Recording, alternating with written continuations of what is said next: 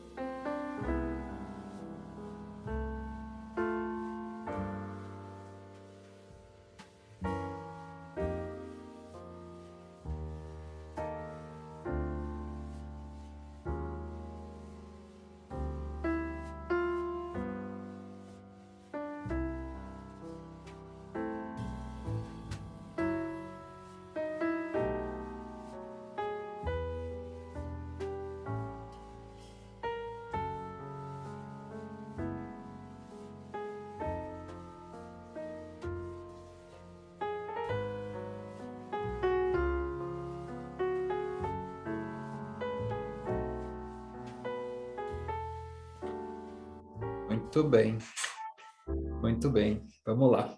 É isso aí, pessoal. Boa noite a todos, todos que estão conectados. Nós temos um número expressivo de pessoas conectadas. Primeiro, eu queria agradecer a todos vocês que estão conosco, nos prestigiando e fazendo que a nossa interação e a nossa reunião seja bem interativa. É, Inicialmente, eu queria agradecer aí o Rafael pelo convite de poder estar participando, moderando, apresentando vocês aí na nossa sessão.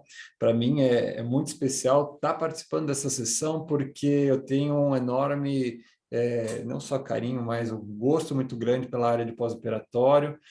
É a minha especialização dentro da cardiologia, né? A gente faz a cardio, a gente vai se subespecializando, então o pós-operatório é a área onde eu me especializei, eu subespecializei dentro da cardiologia, onde eu ainda atuo no dia a dia, onde eu fiz minha tese de doutorado no pós-operatório, então são várias frentes aí dentro dessa área, porque é realmente uma área que eu me interesso muito e que é muito gratificante para mim poder estar atuando aqui também junto com vocês nessa sessão.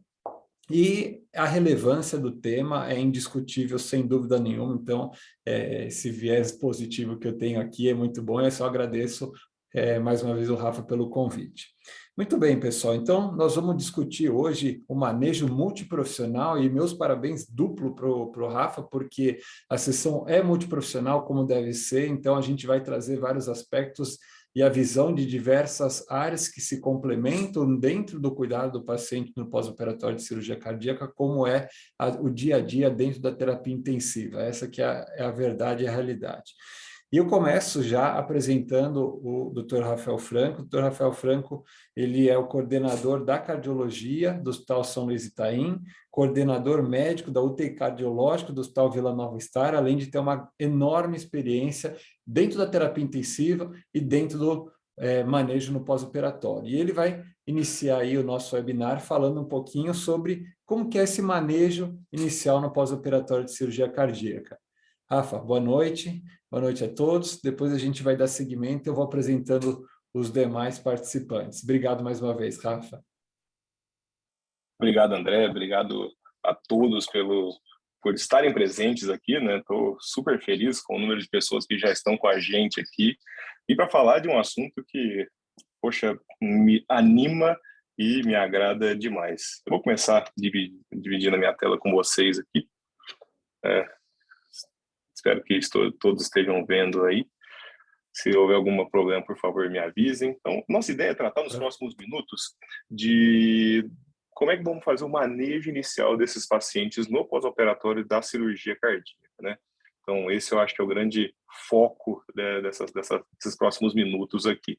Não tenho nenhum conflito de interesse em relação a tudo que nós vamos tratar aqui.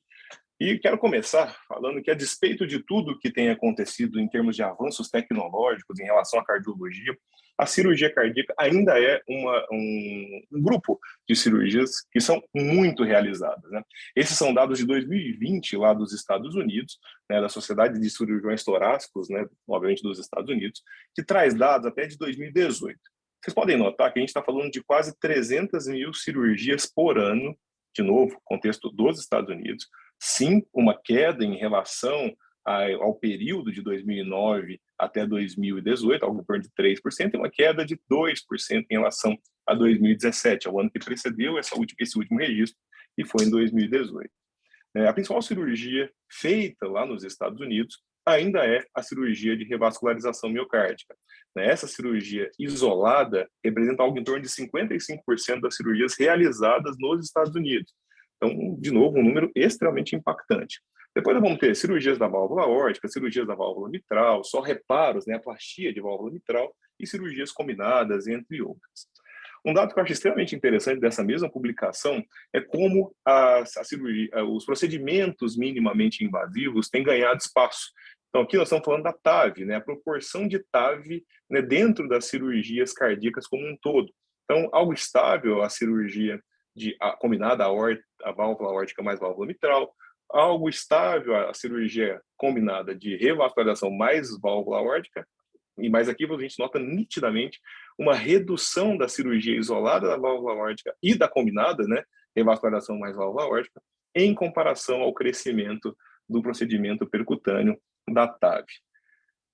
Dando esse contexto de que nós estamos ainda frente a procedimentos que são extremamente pertinentes, comuns, frequentes, eu vou didaticamente dividir esse manejo do pós-operatório em 2 períodos. Então, isso aqui é uma divisão absolutamente didática, essas coisas não são tão simples assim. Mas vamos falar de elementos que acontecem no pós-operatório imediato, das complicações que eu estou destacando aqui como tardias, né, que vão aparecer aí do segundo para o terceiro pós-operatório em geral. Começando falando das coisas do POI, indiscutivelmente, o primeiro grande elemento para cuidar bem de uma cirurgia cardíaca é a transferência de informação. Então, aqui a gente tem dados extremamente importantes em relação ao intraoperatório, né? Como é que foi as informações do time cirúrgico, as informações do time de anestesia? Eu vou destacar algumas aqui que indiscutivelmente são muito importantes, né? Tempo de circulação extracorpórea, tempo de SEC, tempo de pinçamento aórtico, se esse paciente recebeu ou está recebendo inotrópicos, drogas vasoativas, sejam elas vasopressores ou vasodilatadores, se esse paciente foi transfundido, quais foram os achados intraoperatórios, quais são os detalhes do procedimento, quantas pontes, qual válvula foi trocada, qual válvula foi plastiada, reparada, ou seja, são dados extremamente importantes do intraoperatório e que nós, que vamos cuidar desse pós-operatório, temos que saber. Então, passagem de informação extremamente importante. Do ponto de vista do time cirúrgico e do ponto de vista do time anestésico, também tem uma série de outros elementos que são fundamentais, né? Desde a meta-1, né, como nome do paciente, até que eu destaquei aqui, alergias, antecedentes, como foi o manejo da via aérea, se teve alguma encrenca em relação aos acessos vasculares, como foi o curso do processo anestésico, né? elementos comuns em relação ao time cirúrgico, como inotrópicos, transfusões, quanto de fluido, qual foi o balanço hídrico, com que sedação foi realizada a cirurgia, como é que ventilou-se esse paciente, se ele fez hipoxemia, ou seja, se ele precisou de marca-passo. Então, são uma série de elementos que são fundamentais nessa transferência de informação entre o centro cirúrgico e a unidade de terapia intensiva. Chegando na UTI, então, apesar de parecer simplório, esse é um dos diapositivos que eu acho mais importantes desse começo, né? De novo, parece óbvio, mas fundamental. Óbvio, monitorizar. E eu ponho essa frase na sequência aí de nunca desmonitorizar o paciente. Esse paciente é um paciente extremamente instável, que pode fazer arritmias ventriculares, arritmias supraventriculares, né? E eu já tive o desprazer de presenciar entre o desligar do monitor de transporte e o ligar do monitor fixo da UTI, um paciente apresentar-se em TV, né, quando monitorizado. É super importante. Em alguns locais, como o nosso hospital, nós temos a oportunidade de só trocar o módulo. Então, esse paciente fica poucos segundos sem visualizarmos como ele está. Então, é isso. Eletrosaturação, PAI. Se esse paciente tiver com catéter de artéria pulmonar, com Swan-Ganz, então, nunca desmonitorizar. Coisas básicas da chegada: eletro de 12 derivações, raio-x de tórax, exames admissionais que devem conter hemograma, função renal, coagulograma, fibrinogênio, gaso arterial e venosa, troponina, lactato. Esses pacientes, faz parte do prognóstico desses pacientes, a curva de troponina. Então, é super importante que, especialmente nos primeiros dias, a troponina seja mensurada diariamente. Todos esses pacientes devem ter o seu débito cardíaco monitorizado, né?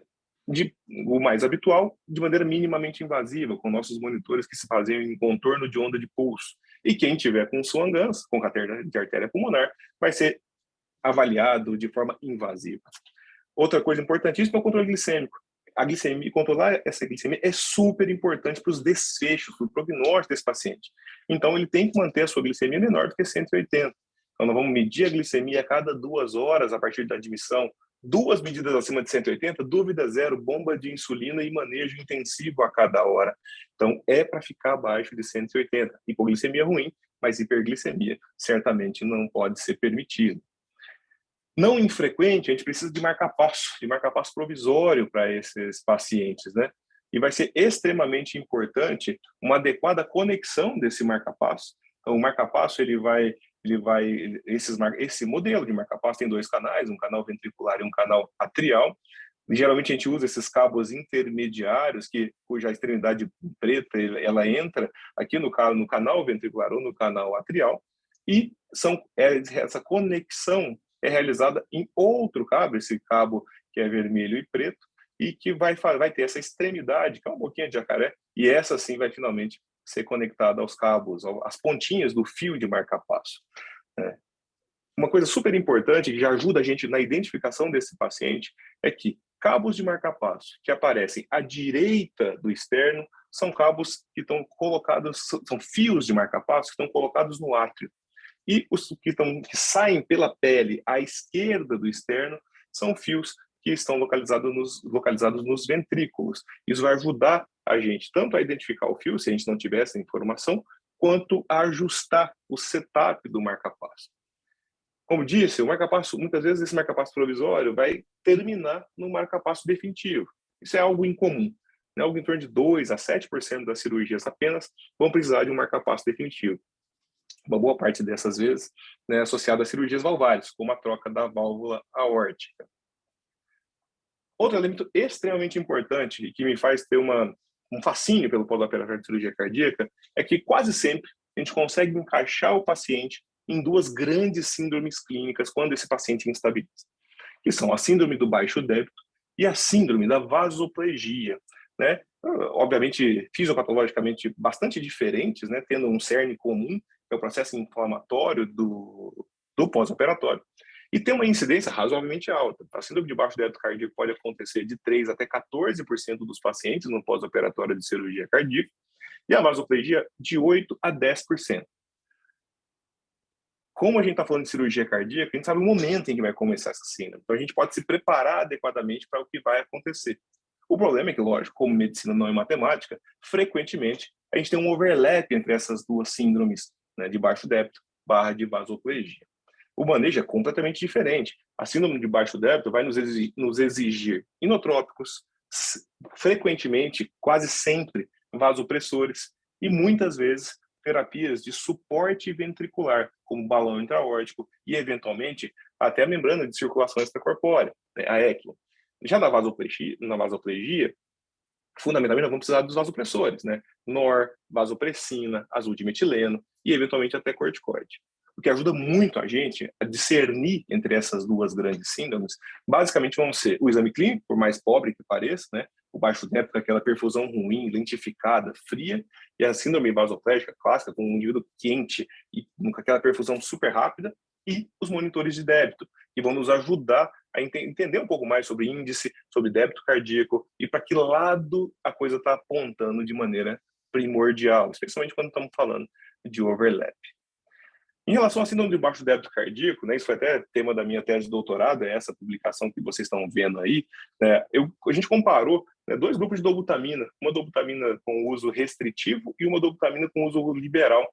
E é super interessante porque a gente frequentemente vê o uso de dobutamina como um elemento profilático. Ó, acho que vai ter baixo débito, então coloca a dobutamina aí, independente dos fatores de risco. Né? Indivíduo que às vezes tem a função ventricular normal, é uma cirurgia cardíaca, uma revasque simples, uma SEC que não é tão longa, e dá dobutamina de maneira profilática. Né? Então aqui a gente vê, no grupo que usou dobutamina de forma liberal, quase todos usaram. No grupo que usou de maneira restritiva, né, bem mais baixo esse uso, e a partir de 8 horas, estando tudo bem, essa dobuta era desmamada. Então isso foi bem semelhante entre os grupos. E o mais legal desse trabalho foi que nos grupos que tinham 80 pacientes cada um, a gente não conseguiu achar nenhuma diferença, mostrando que o uso da dobutamina, do inotrópico, naquele grupo de pacientes que de fato faz baixo débito e não o seu uso profilático generalizado, é absolutamente seguro. Quer dizer, monitore o seu paciente. Se ele precisar, dê, e não dê de maneira genérica. E aqui nós estamos falando, era um endpoint composto com arritmias, com baixo débito cardíaco, com choque cardiogênico, morte, infarto e AVC. E independente do desfecho combinado ou dos seus elementos, não houve diferença entre os grupos. No que tange a vasoplegia, como a gente falou antes, a pedra fundamental do manejo da vasoplegia serão os vasopressores. Frequentemente, nos casos graves, vamos ter uma escalada do nível de noradrenalina, que é o nosso vasopressor de escolha inicial, e com a necessidade de associação de um segundo vasopressor. Essa associação ela pode ser fundamentalmente com adrenalina, que vai atuar nos mesmos receptores adrenérgicos da noradrenalina, ou usar um grupo diferente, vasopressina, azul de metileno. E essa meta-análise, publicada em 2018, é uma meta-análise super interessante, falando do impacto do uso da vasopressina no pós-operatório de cirurgia cardíaca. E quando a gente fala de desfecho combinado, incluindo terapia de substituição renal, fibrilação atrial e outros, e mortalidade, assim por diante, houve um benefício da associação da vasopressina à noradrenalina, mostrando que apontando para a vasopressina como um nosso vasopressor de escolha em associação. Naturalmente, como uma medida isolada e é só um vasopressor, não teve impacto na mortalidade desse grupo. Mas, insisto, esses dados apontam e, na prática, vão dar os elementos necessários para que usemos a vasopressina como o nosso segundo vasopressor, o nosso vasopressor de associação em casos de síndrome vasoplégica. Mas tem mais coisa, e aqui é uma coisa que eu acho extremamente interessante. Né? Como fazer um manejo hídrico do pós-operatório de cirurgia cardíaca, né? Poxa, aqui a gente tem um dado super interessante, uma publicação de 2020, mostrando como se comporta o balanço hídrico e a sua correlação com os desfechos renais. Esse primeiro grupo, que é o grupo que fica basicamente com balanço neutro / negativo, teve a menor evolução para disfunção renal. Subsequente, o grupo que ficou mais neutro, levemente positivo, e o grupo que, nos primeiros dias, né, até o terceiro dia, evoluiu com balanços progressivamente positivos, associou-se a maior incidência de disfunção renal. Né? Então, o balanço hídrico, claro, causa e efeito, o rim estava ruim, por isso que o balanço ficou positivo, mas na prática mostra que a gente tem que ter muita atenção para esse manejo hídrico. Então, no começo, ok, nas primeiras 12, 24 horas no máximo, uma certa liberalidade em relação a não deixar esse paciente seco até ok, mas partiu daí, esse balanço tem que ficar zerado para negativo. Aqui tem tem outro dado retrospectivo, são 10 anos de acompanhamento de uma corte bastante ampla de pacientes e viu-se elementos do pós-operatório que se correlacionaram com mortalidade. E olha que interessante, os 4 elementos que se correlacionaram com uma menor mortalidade foram balanço hídrico negativo a partir do 2º dia, o APACHE na admissão, quanto maior, maior mortalidade, quanto menor, menor mortalidade, se esses pacientes precisaram de terapia de substituição renal, e o grau de disfunção renal. Ou seja, com tudo isso, a mensagem que eu quero que vocês tenham em relação ao manejo hídrico é, primeiro, no perioperatório, falando especificamente do pós-operatório, guie a sua reposição volêmica. Use o seu monitor de débito, quando ele for adequado, use o seu VBS, use o seu delta-PP, a sua elevação de perna, o seu leg raising, guie a sua volemia. Nem deixe esse paciente seco e nem tenda a hipervolemia. O monitor de débito vai te dar uma ajuda muito boa. E, fundamental, esse paciente não pode ficar com balanços positivos, especialmente a partir do primeiro pós-operatório. Sangramento também é um outro elemento fundamental aqui do pós-operatório imediato. Né? É um dos nossos grandes temores, né? Instabilidade, choque, e aí choque cardiogênico, vasoplegia, baixo débito e sangramento. São as duas grandes encrencas, são os dois grandes problemas que nós vamos ter nas primeiras horas aí do pós-operatório. Primeira coisa, vamos tratar de definição. Definição de sangramento importante é extremamente polêmica, variável da literatura. Cada artigo, cada paper costuma trazer uma definição um pouco diferente. Estou assumindo como grande um sangramento maior do que 250 ml por hora ou maior do que 50 ml em 10 minutos. Isso aqui não quer dizer que nós só vamos atuar se tiver mais do que isso. Se a tendência tiver de sangramento, você já deve atuar antes. Esse é um estudo que eu vou mostrar na sequência aqui, extremamente interessante, foi publicado em 2012 pelo Weber e pelo Gorlinger. É uma publicação alemã que baseou o manejo do sangramento em Rotem, comparado com uma estratégia tradicional. Eu trago aqui os 2 diagramas para vocês. Aqui do lado esquerdo, né, o manejo tradicional, com INR, com TTPA, com contagem de plaquetas, e aqui do lado direito da tela de vocês, o manejo guiado por Rotem. Esse estudo mostrou uma redução do uso dos hemocomponentes e, a despeito de usar, né, elementos como o concentrado de fibrinogênio, como elementos mais específicos para tratar o sangramento, ainda assim houve uma economia em termos de custos. Então, mostrando que, apesar de Rotem ser caro, o concentrado de fibrinogênio ser caro, todos esses derivados mais específicos, o Beriplex, então, mas ainda assim foi mais barato. Então, a gente cabe muito... poxa, teve sangramento, né? Seguir esses diagramas, né, para que a gente possa guiar melhor o manejo e o tratamento do sangramento cirúrgico. Todos eles, claro, né, não deu certo com o tratamento medicamentoso, eles vão acabar em abordagem cirúrgica, em hemostase cirúrgica. Outro ponto extremamente interessante do comecinho do pós-operatório da cirurgia é quando extubar. Tem sido muito frequente nos últimos tempos a gente já receber as cirurgias cardíacas extubadas. Isso faz sentido. Por exemplo, eu trago aqui alguns dados de meta-análise comparando a extubação precoce, né, até 6 horas do procedimento cirúrgico, com extubação após isso, que foi classificada como tardia. E a extubação precoce correlaciona-se claramente com uma diminuição do tempo de internação em UTI. E tem clara relação, lógica, ele tem menos duração da ventilação mecânica. Mas o mais importante é que o indivíduo tende a ficar menos na UTI. Dados menos robustos falam até em diminuição de complicações infecciosas e até em diminuição de mortalidade. Mas nesta meta-análise a gente tem isso um pouco mais claro, que é de redução do tempo de internação na UTI. Ou seja, extubação tem que ser rápida, tem que ser cedo. Então, que esse paciente venha entubado, os nossos esforços para essas primeiras horas tem que ser de despertá-lo e, claro, com segurança, sem instabilidade hemodinâmica grosseira, sem sangramentos importantes, que esse paciente possa ser extubado o mais rápido possível.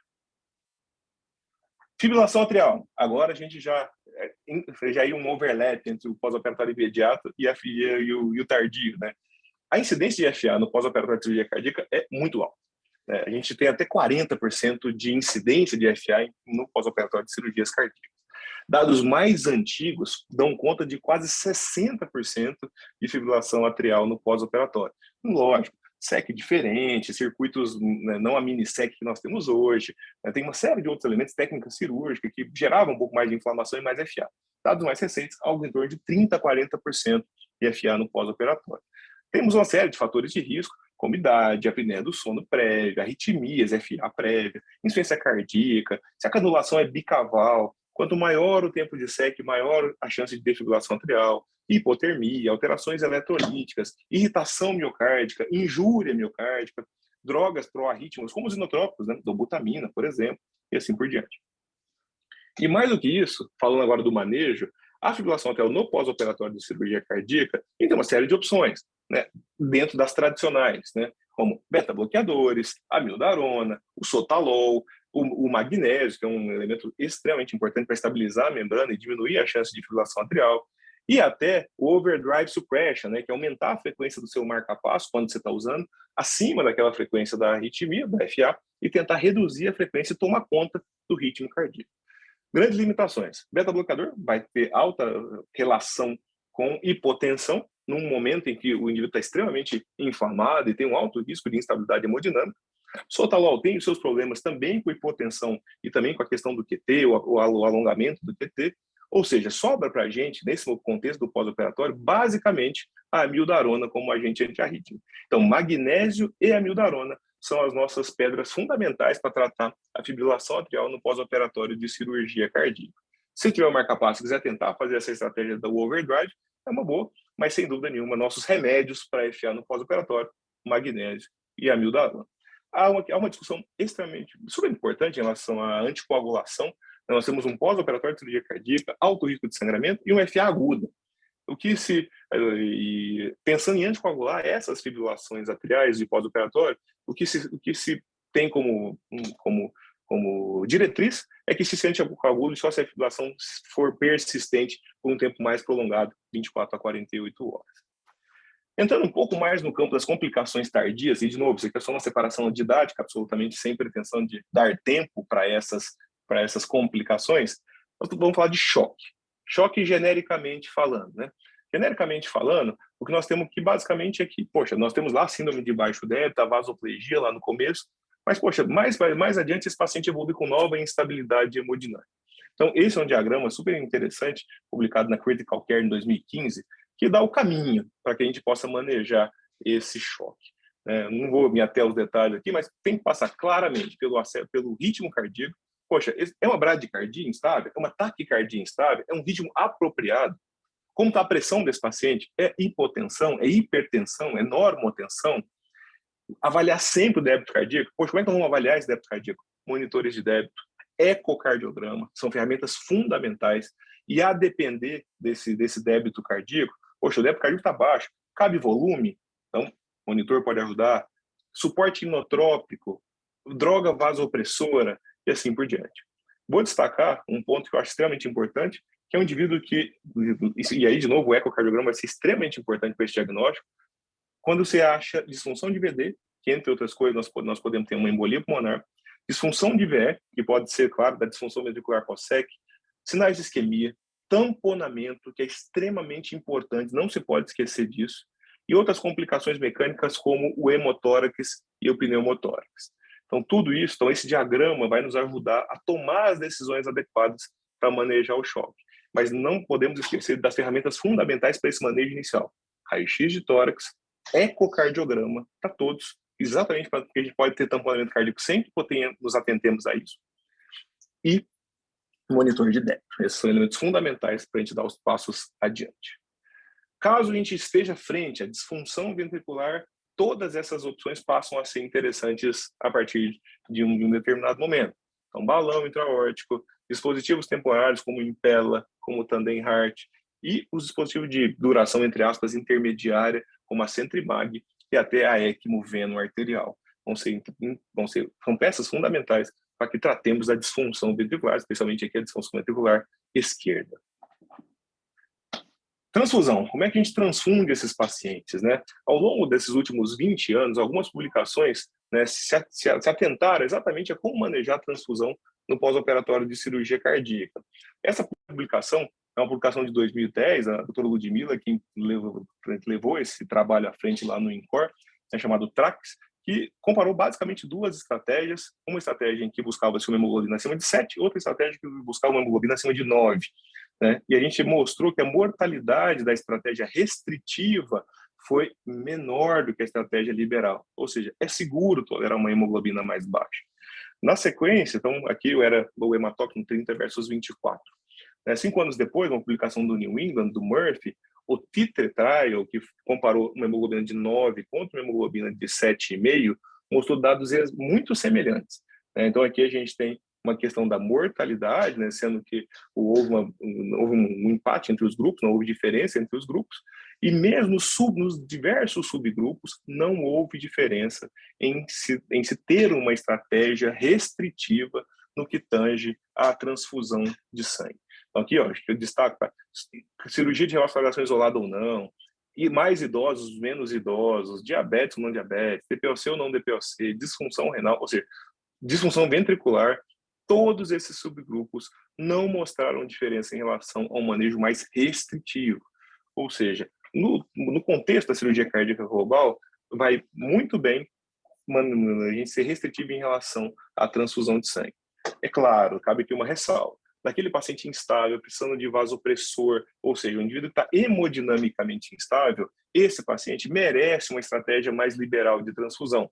Então, não é aquela questão do one size fits all. Genericamente, restrição. Naquele paciente instável, naquele paciente mais grave, seja mais liberal em relação às transfusões. Passando para mais um dos grupos das complicações tardias, a gente vai falar um pouquinho da disfunção neurológica. A principal, a mais temida dela, sem dúvida nenhuma, é o AVC. E aqui eu estou trazendo a incidência cumulativa do AVC ao longo dos primeiros 12 dias de cirurgia cardíaca, algo em torno de 1,2% da população. Graças a Deus, é uma alteração mais rara, mais incomum. E o pico desses AVCs se dá antes do 3º dia de pós-operatório. Então, entre o primeiro e o 2º dia é quando se dá o pico desses AVCs. É claro, tem uma série de fatores, tanto do intraoperatório quanto do pós-operatório, que estão associados com esse maior risco de AVC. Ou seja, mais idosos, um indivíduo mais magro, classes funcionais mais altas, cirurgias de emergência, você já teve um AVC prévio, você tem hipertensão prévia, você tem uma doença da circunflexa, maior de 70%, bom, aí é estatística, Mas enfim, você tem FA prévia, são elementos que se associaram ao maior risco de AVC como fatores intraoperatórios. Do ponto de vista de pós-operatório, a gente também tem uma série de fatores que se associam, novidade, AVCs prévios, FA prévia, SEC. Então, tem uma série de fatores relacionados ao aumento dessa incidência. Mas o dado que eu quero mais que vocês fixem é esse aqui. Que o AVC, parece óbvio, mas está aqui. Ele tem clara associação com uma piora do prognóstico. Então, os pacientes que têm AVC, eles têm uma sobrevida pior ao longo de 25 anos. Ou seja, o AVC impacta prolongadamente na sobrevida desses indivíduos. Não é só o AVC o problema da cirurgia cardíaca, A gente tem, por exemplo, uma disfunção cognitiva leve. Os dados são assustadores, São até estudos mais antigos, esses aqui, mas falam que até 53% dos pacientes podem ter disfunção cognitiva leve, E isso a gente só conseguiria identificar com questionários direcionados, exatamente com perguntas bastante direcionadas. Mas tem ainda delírio, no pré e no pós, perdão. Mas tem também delírio, tem convulsão, tem coma, tem alteração prolongada do estado mental. Ou seja, a incidência, numa média, vai variar de 8,4% até 32%. Ou seja, encrenca neurológica é razoavelmente comum no pós-operatório de cirurgia cardíaca. O extremo, o AVC, é mais raro. E também tem impacto no prognóstico, seja com maior tempo de internação, olha que interessante, 14 contra 8 dias de internação, numa média, e uma maior mortalidade. 3 vezes mais mortalidade quando esse paciente tem alguma disfunção neurológica importante, especialmente o AVC. E, claro, vai ter impacto funcional, vai ter necessidade de reabilitação adicional ali da reabilitação cardiovascular. Então, não há dúvida de que ficar atento à disfunção neurológica é extremamente importante no pós-operatório. E o tratamento é basicamente de suporte. Grande cirurgia, então não vai ser um candidato a trombólise. AS, muitas vezes vai ser o que será possível, e suporte. E, eventualmente, em casos mais graves, em trombectomia mecânica, mas são casos absolutamente selecionados. Então, basicamente, atenção, suporte. Disfunção renal também é uma encrenca frequente no pós-operatório de cirurgia cardíaca, né? Tem uma alta incidência. Até 50% dos pacientes fazem algum grau de disfunção renal, né? Algum grau, né? A maioria deles leve, apenas uma alteração, um aumento transitório da creatinina. Até 25% fazem essa alteração transitória da creatinina. Algo em torno de 5% dos pacientes no pós-operatório de cirurgia cardíaca vão precisar de terapia de substituição renal. Na fisiopatologia, nós temos a intersecção de 3 grandes pontos, né? A inflamação, claro, a resposta inflamatória sistêmica, a hipoperfusão renal, seja pelo próprio intraoperatório, seja por hipotensão no pós-operatório, e hemólise. São fatores que fazem parte da fisiopatologia da disfunção renal após a cirurgia cardíaca e após a circulação extracorpórea. Fazem parte dos fatores de risco insuficiência renal crônica, idade, quanto mais idoso, maior o risco de fazer disfunção renal, diabetes, tabagismo, ter feito cateterismo num curto período previamente, a própria circulação extracorpórea, o tempo de circulação extracorpórea, o tempo de anóxia, né, do pinçamento aórtico, ficar de maneira prolongada, hipotenso, isso vai gerar hipoperfusão renal, instabilidade hemodinâmica e até inotrópico em algumas séries. Então, são alguns fatores de risco para a disfunção renal. Cabe a ressalva de que o uso de inotrópicos relacionou-se à disfunção renal, mas em estudos retrospectivos, com pacientes mais graves. Então, não há tanta certeza em relação aos inotrópicos.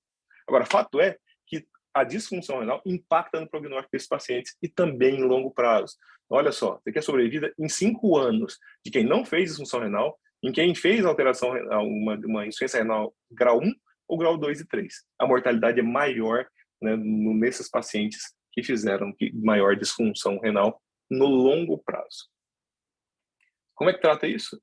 Balanço hídrico zerado negativo, diurético terapia, né, e de novo, guiado por meta, sem deixar o paciente nem hipovolêmico nem hipervolêmico, e, se necessário, diálise. Outra questão de grande preocupação no pós-operatório de cirurgia cardíaca são as infecções, né? A incidência é razoavelmente alta, 10 a 20% dos pós-operatórios de cirurgia cardíaca vão ter algum processo infeccioso, quer dizer, 1 em cada 5, né? Então é algo bem importante. Graças a Deus, infecções profundas são mais incomuns, mediastinite, que é a que mais nos preocupa, 1 a 2%, e infecções superficiais de ferida operatória, algo em torno de 3%.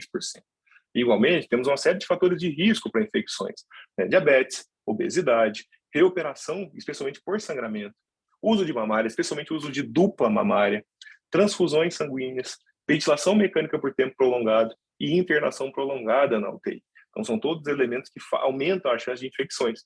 Aqui temos algumas coisas como profilaxia, a principal delas é o antibiótico profilático, tradicionalmente 24 horas. Descontaminação nasal é algo discutível, mas mupirocina pode ser usada no pré-operatório para tentar diminuir as colonizações por estáfilo, né, na mucosa nasal. E o banho com clorexidina no pré-operatório também ajuda a diminuir essa chance de infecções, especialmente as infecções cutâneas da ferida operatória no pós-operatório. Mas também a infecção está altamente associada com prognóstico. E aqui a gente começa com o número de revisões, né, aqueles pacientes que têm sangramento e precisam ser reabordados, fazer novas toracotomias. Então, no que tem uma reabordagem, tem uma mortalidade que vai para casa de 9%, que já é maior que a população geral. 2, 35%. Mais do que 2, né, 3 ou mais, uma mortalidade que supera os 40%. Então, claramente vai ter relação entre o número de abordagens, o número de infecções e, especialmente, o número de abordagens para tratar a mediastinite. Então, esse vai ter um impacto grande em relação ao prognóstico. Como é que maneja? Diagnóstico precoce. Muitas vezes, debridamento cirúrgico e terapia a vácuo, antibiótico terapia adequada e, entre outras coisas, minimizar tempo de dispositivos invasivos, especialmente catéteres centrais. Então, catéteres, genericamente falando, né? Catéter central, PIC, sonda vesical de demora, desinvadir esse paciente o mais precocemente possível. TEV. Pacientes de cirurgia cardíaca são pacientes de alto risco de TEV. Então, ponto pacífico. Então, até 20% dos pacientes no pós-operatório de cirurgia cardíaca tem algum evento tromboembólico. De novo, 1 em cada 5. Então, temos que estar muito atentos a esse tipo de situação. As cirurgias não são de alto ou de muito alto risco para TEV. Como é que maneja isso? Primeira coisa, meia elástica e compressor pneumático, preferencialmente já no intraoperatório, já na sala cirúrgica. A gente sabe das dificuldades, né? Tem canulação, tem safenectomia, mas aquela perna que não vai ser abordada, que não foi abordada, que não tem o plano de fazer uma safenectomia, o ideal é que já esteja com a sua meia elástica, com o seu compressor. Assim que chega ao UTI, meio compressor, cirurgias valvares, cirurgias aórticas nas duas pernas, cirurgias de revascularização que fizeram safenectomia na perna que não foi submetida à safenectomia, e profilaxia química, com heparina ou enoxaparina, dependendo da função renal, assim que seguro, do ponto de vista de sangramento. E, em geral, isso se dá a partir do segundo pós-operatório. Em caso de TEV, nada muda, né? Trombectomia em casos selecionados, fundamentalmente anticoagulação. O que muda, com certeza, é que esses pacientes não vão ser candidatos a trombólise, né? Mesmo raciocínio que conversamos atrás em relação ao AVC. Depois de tudo isso, pessoal, então, aqui basicamente eu trago um resumo do que nós falamos, né? Então, se vocês quiserem gravar algumas coisas, eu gravaria esses 2 slides na sequência, né? Então, cuidados nossos em relação à admissão. Monitorização, eletro, raio-x, laboratório sempre com troponina, monitor de débito e controle glicêmico, cabe até uma linha a mais aqui, que são as meias elásticas e os compressores. Hemodinâmica, ficar atento à síndrome do baixo débito, síndrome de vasoplegia e ao overlap entre essas síndromes, especialmente na questão da instabilidade hemodinâmica. Usar os nossos fluxogramas para manejar o sangramento, seja nos hospitais que tenhamos ROTEM, né, como é a nossa realidade, quando não houver o ROTEM, mas guiar as suas atitudes pelos exames e pelos achados nos exames. Em relação à volemia, volume nas horas iniciais, mas a partir de 12, 24 horas, o objetivo tem que ser balanço hídrico zerado e negativo. Isso melhora o prognóstico renal e pode estar associado até com redução de mortalidade. Extubação tem que ser precoce. Então, se não houver instabilidade hemodinâmica importante, nem sangramento importante, esse paciente tem que ser extubado até as primeiras 6 horas do pós-operatório. Teve FA, magnésio amidarona. Choque, aquele fluxograma que nós mostramos, indo desde como é que está o ritmo cardíaco, como é que está a pressão, como é que está o débito, e chegando sempre a eco, raio-x e tomada de decisão. Transfusão, restrição, né? Até 7 de hemoglobina, ok. No paciente que está estável, no paciente instável, seja um pouco mais liberal. Neurológico, muita atenção à encefalopatia, que delírio, convulsões, tudo isso, e o AVC. Disfunção renal, atenção em relação a diuréticos e hemodiálise necessária.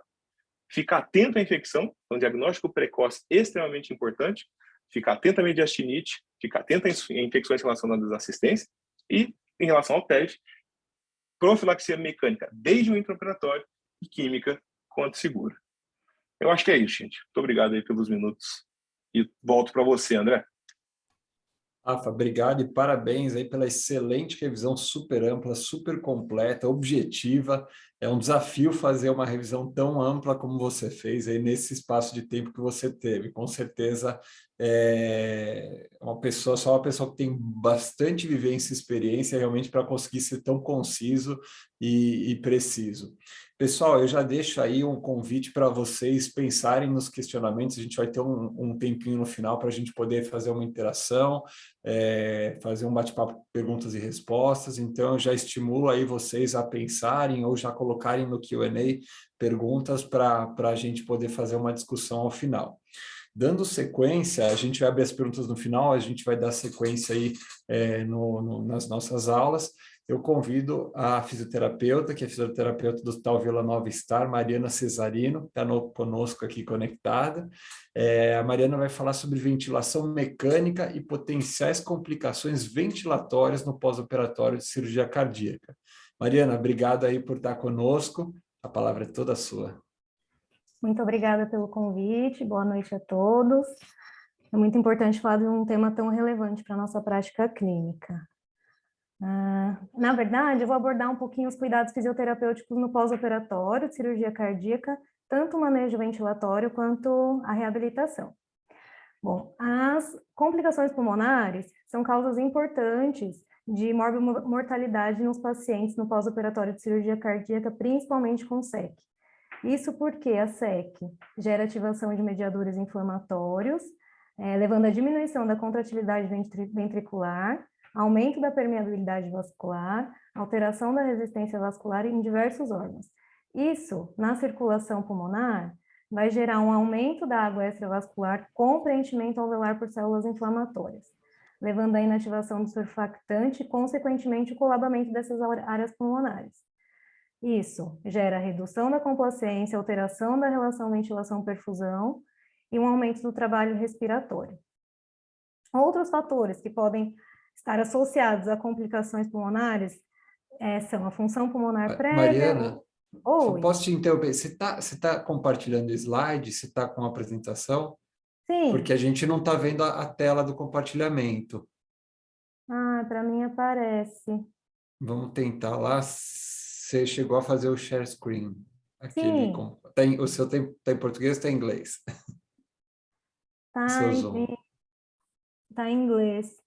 É só ir no share screen e selecionar a tela que você está querendo compartilhar, a tela do PowerPoint. Tentar ver se você consegue de novo.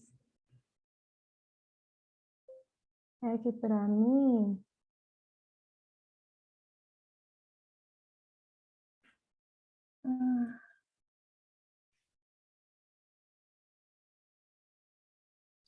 Você está com a apresentação aberta na sua tela? Tô sim. Você consegue alternar para dentro da tela do Zoom? Onde tem Deixa os... eu ver aqui. Onde você muta o microfone, onde você abre câmera. Sim. Isso. Se você achar aí tem a opção do share screen, ou compartilhar a tela. Esse agora foi. Aí, eu acho que agora vai. Aí, tá legal. Bom, então eu trouxe um pouquinho das complicações relacionadas à SEC, como eu estava falando, e outros fatores que desencadeiam complicações pulmonares são a função pulmonar prévia, o tipo de cirurgia, o tempo de SEC, procedimento anestésico, a presença de drenos pleurais, a permanência em ventilação mecânica por um tempo mais prolongado e o tempo de cirurgia.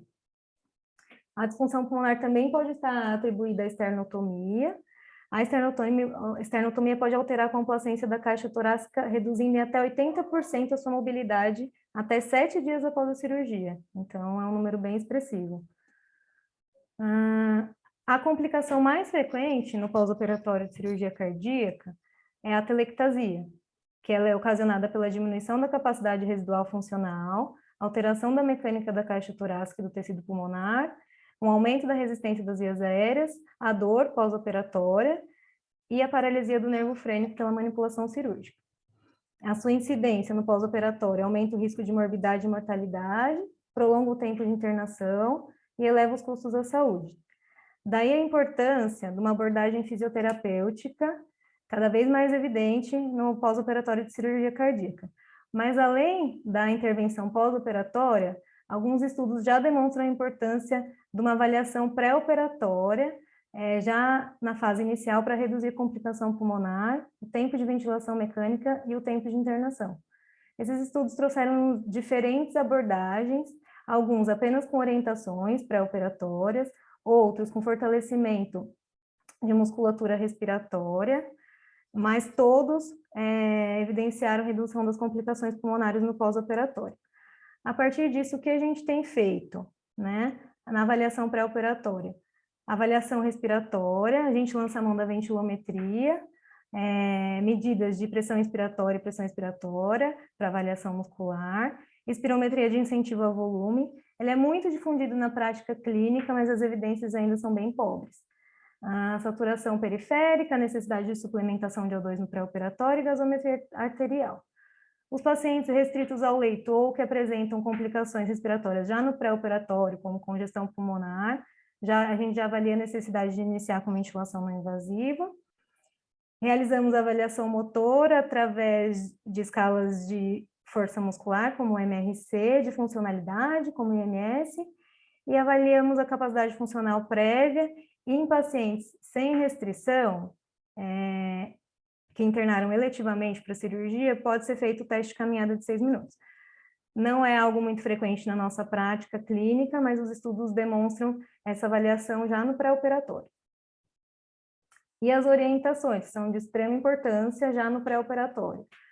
A ênfase na mobilização precoce, os cuidados relacionados à esternotomia, então não realizar movimentos de abdução dos ombros, movimentos assimétricos dos membros superiores, não realizar descarga de peso nos membros superiores, principalmente ao levantar do leito, evitar os decúbitos laterais, inclusive durante o sono, e não carregar um peso maior que 2 quilos nos membros superiores, né? E quando carregar até 2 quilos, dividir entre os 2 membros. A tosse assistida, normalmente nós orientamos a tosse assistida com o travesseiro, porque o paciente pode apresentar bastante dor no pós-operatório, limitando a tosse. E orientar sobre a possibilidade da presença da cânula orotraqueal, dos drenos e já do uso da ventilação não invasiva no pós-operatório. A partir do momento da definição da cirurgia, nós já realizamos essa avaliação pré-operatória. Aí, passando do pré-operatório, falando já dos cuidados no pós-operatório imediato.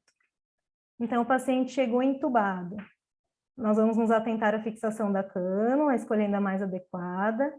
Checa o raio-x, posicionamento da cânula, e se já há alguma presença de complicação pulmonar com a telectasia. Realiza higiene brônquica, se necessário, ajusta a pressão de cuff e avalia os drenos. Os parâmetros admissionais. A gente admite o paciente em pressão controlada, mantendo um delta de pressão para um volume de 6 a 8 ml por quilo de peso predito, uma PIP de 8 a 10, uma frequência em torno de 15 inspirações por minuto, um tempo inspiratório aproximado de 1, com uma FiO2 de 60%. Fez todos esses cuidados admissionais, acoplou o paciente no ventilador, checa a primeira gasometria. A principal complicação do paciente no pós-operatório imediato, como a gente já descreveu, é a telectasia. Essas áreas de atelectasia podem gerar hipoxemia no paciente, gerando uma complicação respiratória importante. Então, a partir da gasometria, a gente vai avaliar a relação PaO2 e FiO2. Estando acima de 200, discute com a equipe médica, reduz o FiO2 para 40%, mantém os demais parâmetros até a estabilidade hemodinâmica e condição de progredir desmame ventilatório. A relação está entre 150 e 200, abaixo de 200. A gente lança a mão de manobra de recrutamento alveolar, com uma PIP inicialmente em 20, realiza 3 ciclos de 30 segundos e retorna a PIP para 10 com FiO2 de 60%, aguarda a nova gasometria. Se a relação estiver abaixo de 150, manobra de recrutamento com uma PIP de 30, realiza os mesmos 3 ciclos de 30 segundos, só que retorna a PIP para 12, mantendo a FiO2 de 60%, aguarda a nova gasometria. Como o Dr. Rafael falou, é importante realizar a extubação o mais precocemente possível desse paciente. Reverteu a hipoxemia, a gente evoluiu o desmame ventilatório. E o desmame ventilatório é feito alternando o modo para pressão de suporte, uma pressão de suporte entre 5 e 8, uma PIP de 8 a 10 e uma FiO2 de 40%. Mantém esse paciente por 30 minutos, tudo ok, progride para a extubação. A partir da extubação, a gente lança a mão de algumas estratégias de oxigenoterapia e ventilação não invasiva para manter uma saturação acima de 95%. A ventilação não invasiva já é bastante difundida no pós-operatório, evitando complicações pulmonares e atelectasia, e cada vez mais a gente tem utilizado o catéter nasal de alto fluxo, que eu vou falar um pouquinho mais à frente. Se o paciente já chega estubado, como o Dr. Rafael também disse, a gente tem visto com bastante frequência. A gente mantém o suporte de O2 adequado para essa saturação maior que 95%, checa raio-x e os drenos, gasometria arterial e já inicia a ventilação não invasiva com uma PIP de 10, normalmente no modo CPAP, no mínimo de 30 minutos. Como eu falei, o catéter de alto fluxo tem sido cada vez mais utilizado na nossa prática clínica como estratégia, muitas vezes por o paciente não tolerar períodos muito longos de ventilação não invasiva, ou simplesmente intercalando ventilação não invasiva com o catéter nasal de alto fluxo. Eu trouxe esse estudo que trouxe a comparação do catéter nasal de alto fluxo com a oxigenoterapia convencional em pacientes com alto risco de complicação respiratória, então pacientes que já têm alguma comorbidade pulmonar, e demonstrou que o catéter nasal de alto fluxo, quando comparado à oxigenoterapia convencional, diminuiu o tempo de internação, a chance de reinternação em UTI e reduziu a morbidade. Falando do pós-operatório, após a extubação, então o PO imediato, entre as 6 e 8 horas após a admissão. Então, a gente já inicia com os exercícios respiratórios, higiene brônquica, tosse assistida, espirometria de incentivo a volume, a ventilação não invasiva por pelo menos 30 minutos. mantém o posicionamento no leito mais elevado e inicia com uma mobilização ativa mais de extremidades. No primeiro PO, nós repetimos os exercícios respiratórios, já se realiza cama-poltrona ou sedestação em poltrona, dependendo da estabilidade hemodinâmica, né, condição clínica do paciente, liberação médica, e inicia com os exercícios ativos livres de membro superior e membro inferior.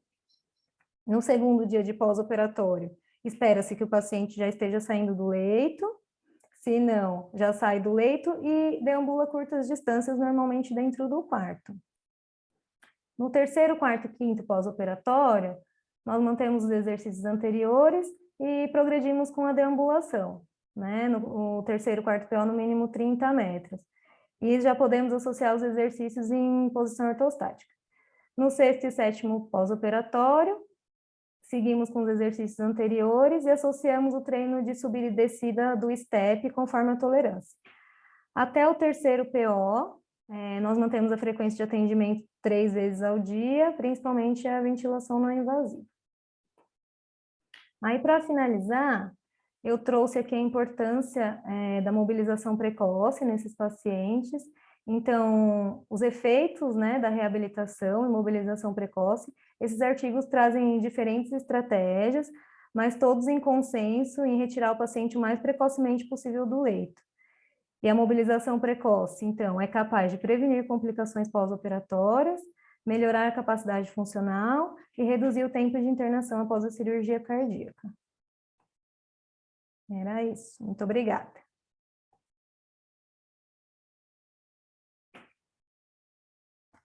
Muito bom, Mariana. Obrigado mais uma vez aí, te agradeço. E deixa aí mais uma vez o reforço para o pessoal e colocando as perguntas no Q&A, né? E a gente vai dar seguimento à terceira palestra. A gente vai trazer aqui agora para nos ajudar com essa terceira parte a enfermeira Jane Leandro de Araújo. Jane é líder de enfermagem do Hospital Vila Nova Star e vai falar um pouquinho para a gente sobre os cuidados de enfermagem no pós-operatório de cirurgia cardíaca. Jane, obrigado por estar conosco aí. Boa noite. Boa noite, André. Tudo bem? Sempre um prazer ver você e principalmente escutar você falando. Que fica bastante fácil para mim falar agora, depois do Dr. Rafael e depois da Mariana, muito simples. Então, o meu é um bate-papo que a gente vai ter aqui justamente para discutir o que a gente pode falar. Então, aqui o que coube a mim são cuidados de enfermagem, né, no pós-operatório de cirurgia cardíaca. E aí, o que a gente achou que seria bastante interessante dentro dessa discussão é falar um pouquinho sobre admissão, monitorização, manejo dos drenos, o controle glicêmico e discutir um pouquinho sobre controle de feridas, né? Dentro dessa, acho que sempre quando a gente fala de terapia intensiva, e por ser uma velha enfermeira de terapia intensiva, tem um trabalho que eu sou extremamente apaixonada, um trabalho aqui feito no Brasil e que discute realmente, né, que quanto mais a gente tem um grupo engajado com intensivistas, né, farmacêuticos direcionados, técnicos de enfermagem direcionados, enfermeiros, a gente tem um grupo muito engajado e a gente consegue reduzir muito mortalidade dentro da terapia intensiva, menor tempo de permanência dentro da UTI e menor tempo de duração da ventilação mecânica. Então, isso mostra que não é tão difícil assim a gente trabalhar e tentar lutar por uma UTI de alta performance, que eu acho que é uma palavra que está na moda agora, mas a ideia é de uma UTI que funcione. Então, é isso, né? Não pode ser desse jeito, né? Desse desespero. Tem que ser como mais um serviço que vai entregar com qualidade e, principalmente, com a missão de entregar um paciente para a sociedade para que ele consiga fazer tudo o que ele se propôs ao longo dela. E aí eu só corroboro um pouco do que o doutor Rafael falou, que é justamente o handover. Sou uma defensora clássica do handover, e que o handover eu preciso conhecer o paciente antes do paciente chegar até mim. E a ideia é que quanto mais a gente tenha isso alinhado via anestesia, via enfermeiro do centro cirúrgico, via médico cirurgião em si, fica muito mais fácil para eu pensar e otimizar como é que vai ser as minhas primeiras horas desse atendimento. Então, acho que é uma das coisas assim que a gente vai tentar lutar para que isso chegue antes para mim, para que a gente consiga, dentro de enfermagem, fisioterapia e equipe médica, para que a gente consiga entender qual é o paciente que está chegando e ficar muito mais simples o nosso segmento e o nosso entendimento para esse paciente. Então, sempre das recomendações são semelhantes a que o doutor Rafael falou e que mostra que quanto mais informações, melhor. E para isso a gente tem dentro do hospital uma regra mnemônica, né, que o Dr. Tiago ele gosta bastante de discutir, que é como é que a gente faz a admissão desses pacientes dentro da terapia intensiva. E dentro disso a gente criou uma regra mnemônica que a gente trabalha com a palavra momento. Então, quais são os passos para qualquer cirurgia, né, para qualquer paciente, na verdade, que for admitido dentro da terapia intensiva, e a gente estende isso também para os pacientes de pós-operatório de cirurgia cardíaca, com alguns adendos que a gente vai discutir um pouquinho mais para frente. Então, o que eu tenho que fazer?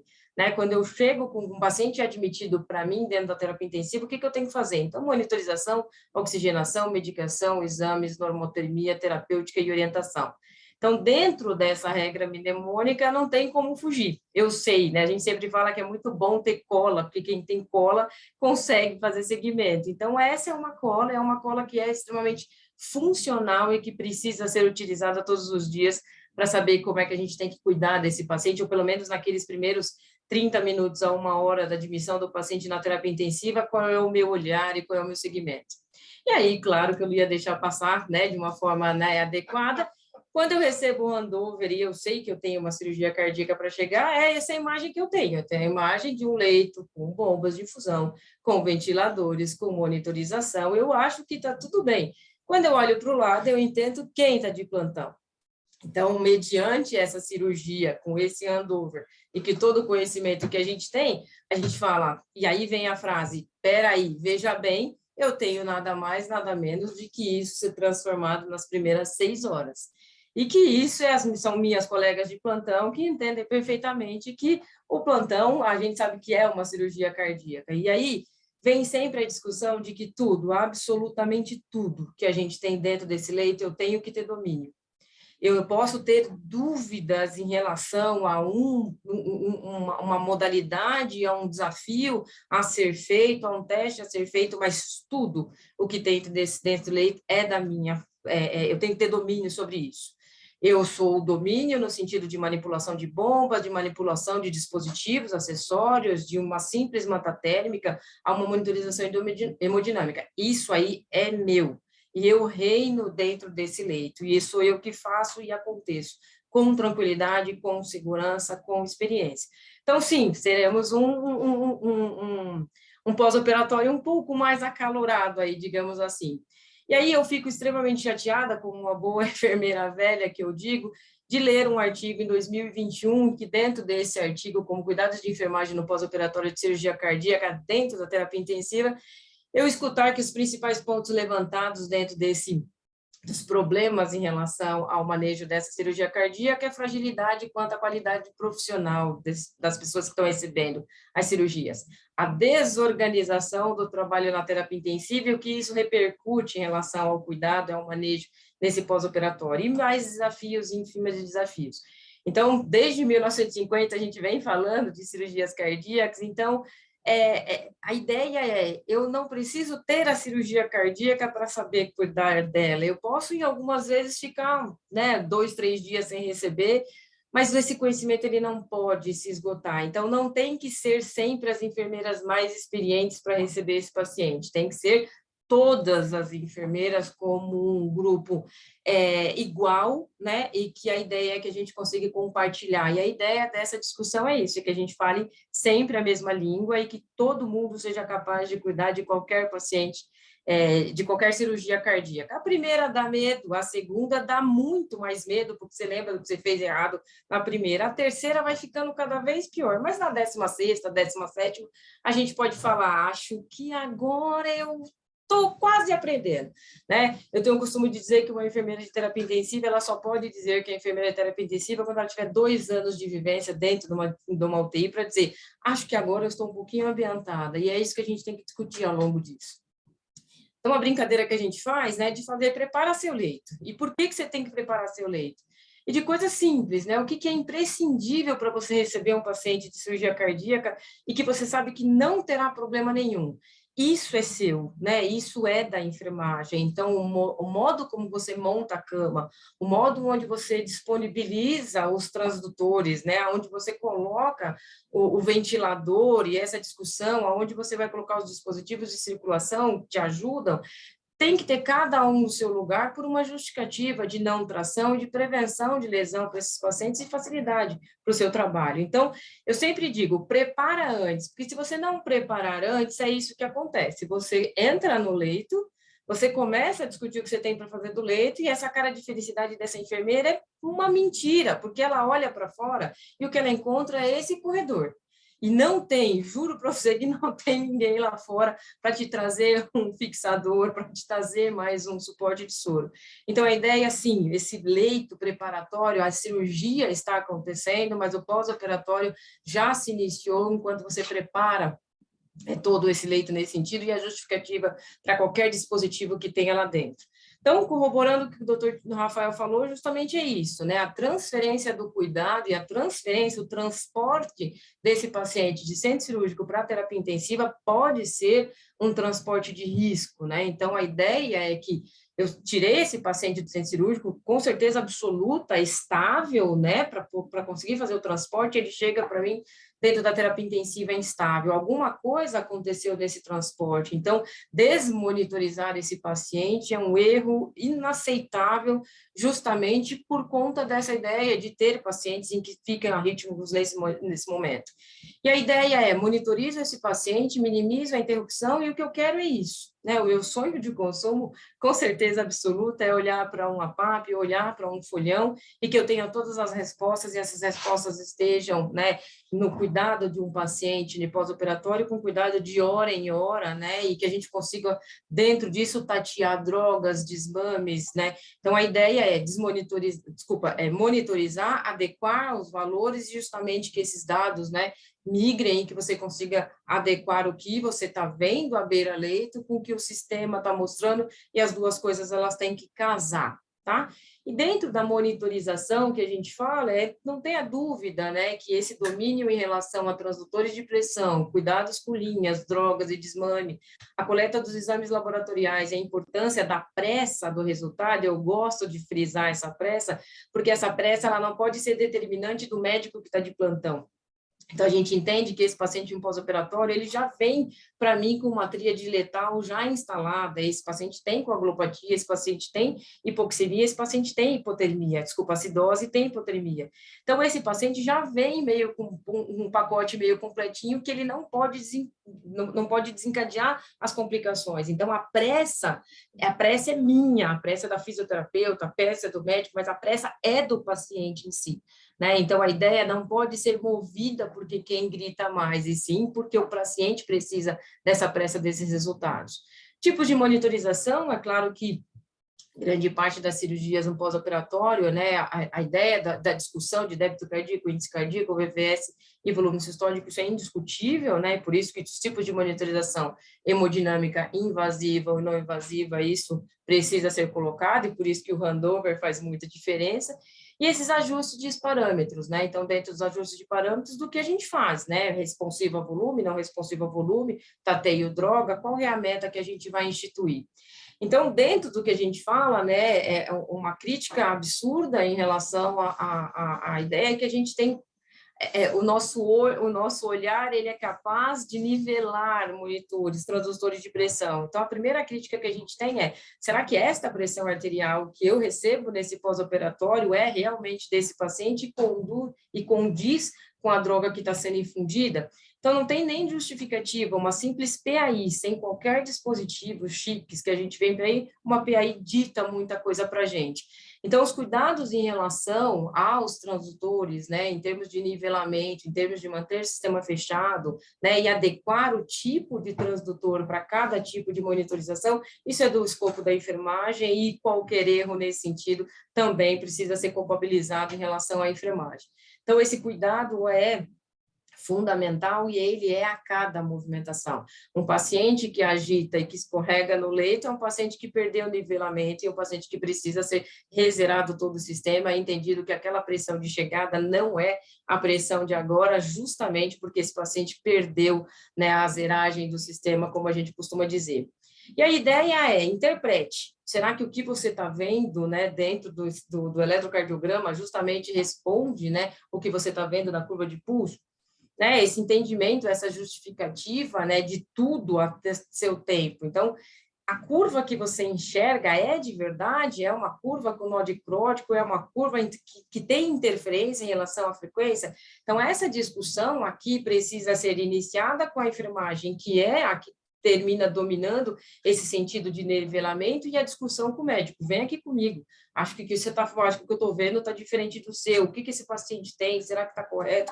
Então, essa interpretação, ela precisa ser dada a todo momento, a todo momento. E as interpretações de curva, elas detalham basicamente o que a gente tem que fazer. Um dos problemas sérios que a gente tem em relação aos pacientes são, na verdade, a troca dessas drogas, né? Então, a droga que é utilizada no pós-operatório, no intraoperatório, ela deve ser a mesma droga que eu vou fazer a troca dentro da terapia intensiva. Então, por isso que é uma padronização do preparo dessas drogas, justamente para que eu não tenha um time, né, um delay entre o preparo de uma nova concentração e a adequação dessa nova concentração. Então, o que significa 0,3 micrograma dentro do centro cirúrgico tem que dizer o que são 0,3 microgramas, e por isso que a gente precisa tranquilamente discutir que essa padronização dentro das bombas de infusão e dos fármacos utilizados, eles precisam ser universais dentro de um hospital. Então, o uso da biblioteca de fármacos, né, a insertação dos dados disso, drogas tituladas por peso, drogas que não podem receber volume nenhum e esse rigor dentro do desmame, isso tem que estar acordado à beira-leito. Então, se eu tenho vasopressina e se eu tenho noradrenalina sendo infundidas, qual que eu vou aumentar? Se eu preciso desmamar essas drogas, qual que é o meu segmento primeiro? Isso não pode ser a Giane, não pode ser a outra enfermeira, tem que ser o acordo dentro da ideia do que a gente discute, o que é necessário e o que é viável, né? Por que para esse paciente a ideia da vasopressina é inicial e por que para esse paciente a ideia da noradrenalina ela precisa ser adequada? Tá? Então, cuidados em relação às vias, isso são extremamente importantes. Então, dentro da discussão, ninguém questiona que droga vasoativa ela precisa ser única e ser exclusiva, e isso é indiscutível, e para isso a gente vai falar, poxa, pós-operatório, vamos pedir para passar um catéter? Sim, na necessidade desse paciente, mediante a condução que esse paciente toma, e que eu coloque em risco que paciente em pós-operatório receba bolos de droga vasoativa, especial do para esses pacientes nora e vaso, isso não tem discussão. Então, é uso exclusivo e o resto a gente pensa de forma separada. Tá? Então, eu não posso associar sedativos em que eu gero bolos, né, em relação, se minha biblioteca me permitir bolos para isso, eu não posso associar de forma nenhuma antibióticos para esses pacientes, justamente porque esse paciente, neste momento, ele não pode ter infusão concomitante, bolos de droga vasoativa nesse sentido, pela fragilidade de toda a manipulação cardíaca que ele teve. Então, isso é indiscutível. E para isso, vai sempre um puxão de orelha da minha parte, sim, estou monitorizada e essa monitorização, ela está ativa. Então, eu coloco para esse paciente uma monitorização da mais esplêndida possível e eu deixo os alarmes desligados. Isso é inquestionável, um erro grosseiro. E isso eu sempre brinco, né? O que você está vendo aqui? Esse valor de 5,2, esse débito de 5,2, esse índice de 2,7, esses valores indexados que você está vendo aqui responde esses valores estão diretamente direcionados a esse paciente, então esses valores aqui, esses números plotados aqui, eles têm que responder ao paciente. Então, sim, esses valores são desse paciente, porque a droga é tal, pós-operatória por conta disso. Então, eu preciso conversar com isso. Resgatar esses valores e preencher esses valores num campo determinado para no final do plantão eu enxergar uma tela totalmente preenchida, isso não é trabalho de enfermagem, né? Isso não é um enfermeiro que atua no pós-operatório e interpreta esses valores, justificando que aquilo que você está vendo é exatamente aquilo que o paciente responde, que sim, a condução que está sendo tomada na primeira, segunda, terceira hora, ela responde a esse paciente. Então, isso é indiscutível, tá? Então, bora discutir, bora estabelecer meta, né? Então, eu estabeleço meta, a físio entra para trabalhar, a Mariana acabou de entrar no plantão comigo, no plantão comigo e altera o PIB desse paciente. Tem interferência na minha hemodinâmica? Tem. E eu tenho que justificar o que você fez, para onde você fez, né? Dei volume, troquei a droga vasoativa, associei inotrópico. Quais são essas respostas? Então, os registros das intervenções desses dados, né, modificadores, eles precisam estar justificados, e não simplesmente mais uma alteração hemodinâmica por X ou Y. Então, isso precisa estar justificado. E a ideia é que esse conhecimento ele tem que ser especializado para nortear meus cuidados. Então, essa é uma foto que algumas das pessoas da enfermagem vão ficar bravas comigo, mas a ideia é que eu não tenho que ter discussão em relação a isso. Então, meu paciente, ele é fluido responsivo? Ok, sim ou não? Após o incremento de inotrópico desse paciente, ele ficou arrítmico? Então, para. Né? E aí, fiz as medidas hemodinâmicas. Cadê o médico que estava pedindo as medidas hemodinâmicas? Fiz, aguenta um pouquinho aí. Então, essa discussão precisa ser justamente para entender que eu não trabalho sozinho, a físio não trabalha sozinha e o médico não trabalha sozinho. A gente precisa falar e nortear cuidados. E para isso que a gente estabelece metas. Né? Então, que tipo de monitorização você quer? Isso, eu acho que o nosso mercado hoje está repleto disso, e a gente escolhe a melhor monitorização para o paciente determinado e interpreta isso para melhor condução, justamente pensando em menor tempo de internação, menor custo hospitalar, isso é indiscutível. Então, aqui, dentro deles, eu falo, a gente precisa conhecer cada um deles, imergir desses dados aqui, justamente para a gente conseguir os melhores valores, interpretando e conseguindo desmamar o que a gente quer. Então, a gente brinca que é estabeleça metas. A partir dos primeiros 30 minutos que você conseguiu organizar o seu leito, é nessa hora que você chama e pergunta o que você quer, o que a gente quer, qual é a pressão sistólica que a gente vai pedir nesse paciente. A PAM é 60, 65, é 70, o índice cardíaco estabelecido aí, a diurese desse paciente, quais são os sinais clínicos que esse paciente tem de piora de perfusão ou de melhora de perfusão, o VVS desse paciente cabe ou não cabe volume, a saturação venosa desse paciente é para ficar em 65 ou podemos pensar menos. Então, é essa discussão. E a pergunta, depois que eu estabeleci metas, eu viro para o médico, para a equipe e pergunto, se acontecer isso, então a brincadeira que a gente coloca aqui, se o índice de resistência elevou, se o índice caiu, a frequência caiu, a diurese caiu, o que eu faço? Tudo isso aconteceu nesse paciente, eu tenho metas estabelecidas, eu não alcancei nenhuma meta. Qual o caminho que a gente toma em relação a isso? Então, isso não pode ser achado, isso tem que estar estabelecido, e a gente estabelece no momento, após os 30 minutos, 1 hora de dentro do pós-operatório, na organização do leito, isso tem que estar colocado, isso precisa estar registrado e principalmente deflagrado para que todo mundo, o plantão da manhã, fale a mesma coisa com o plantão da tarde, que fale a mesma coisa com o plantão do noturno. Isso é indiscutível, tá? E dentro dentro dos manejos que a gente tem, e um pouco do que foi discutido pelo Rafael, é justamente a monitorização de dreno, que é um dos problemas, é um trabalho de enfermagem, basicamente, e que deflagra uma série de ações. Então, o paciente que chega no pós-operatório, que eu de plantão e a Mari de plantão, que é do mesmo tamanho, e entra o doutor Rafael, que 3 vezes maior do que a gente brinca e fala qual é a altura da cama. Não é minha, não é da Mari e não é do Rafael. Depois ele toma Tandrilax para melhorar a coluna. Quem determina a altura da cama se chama dreno.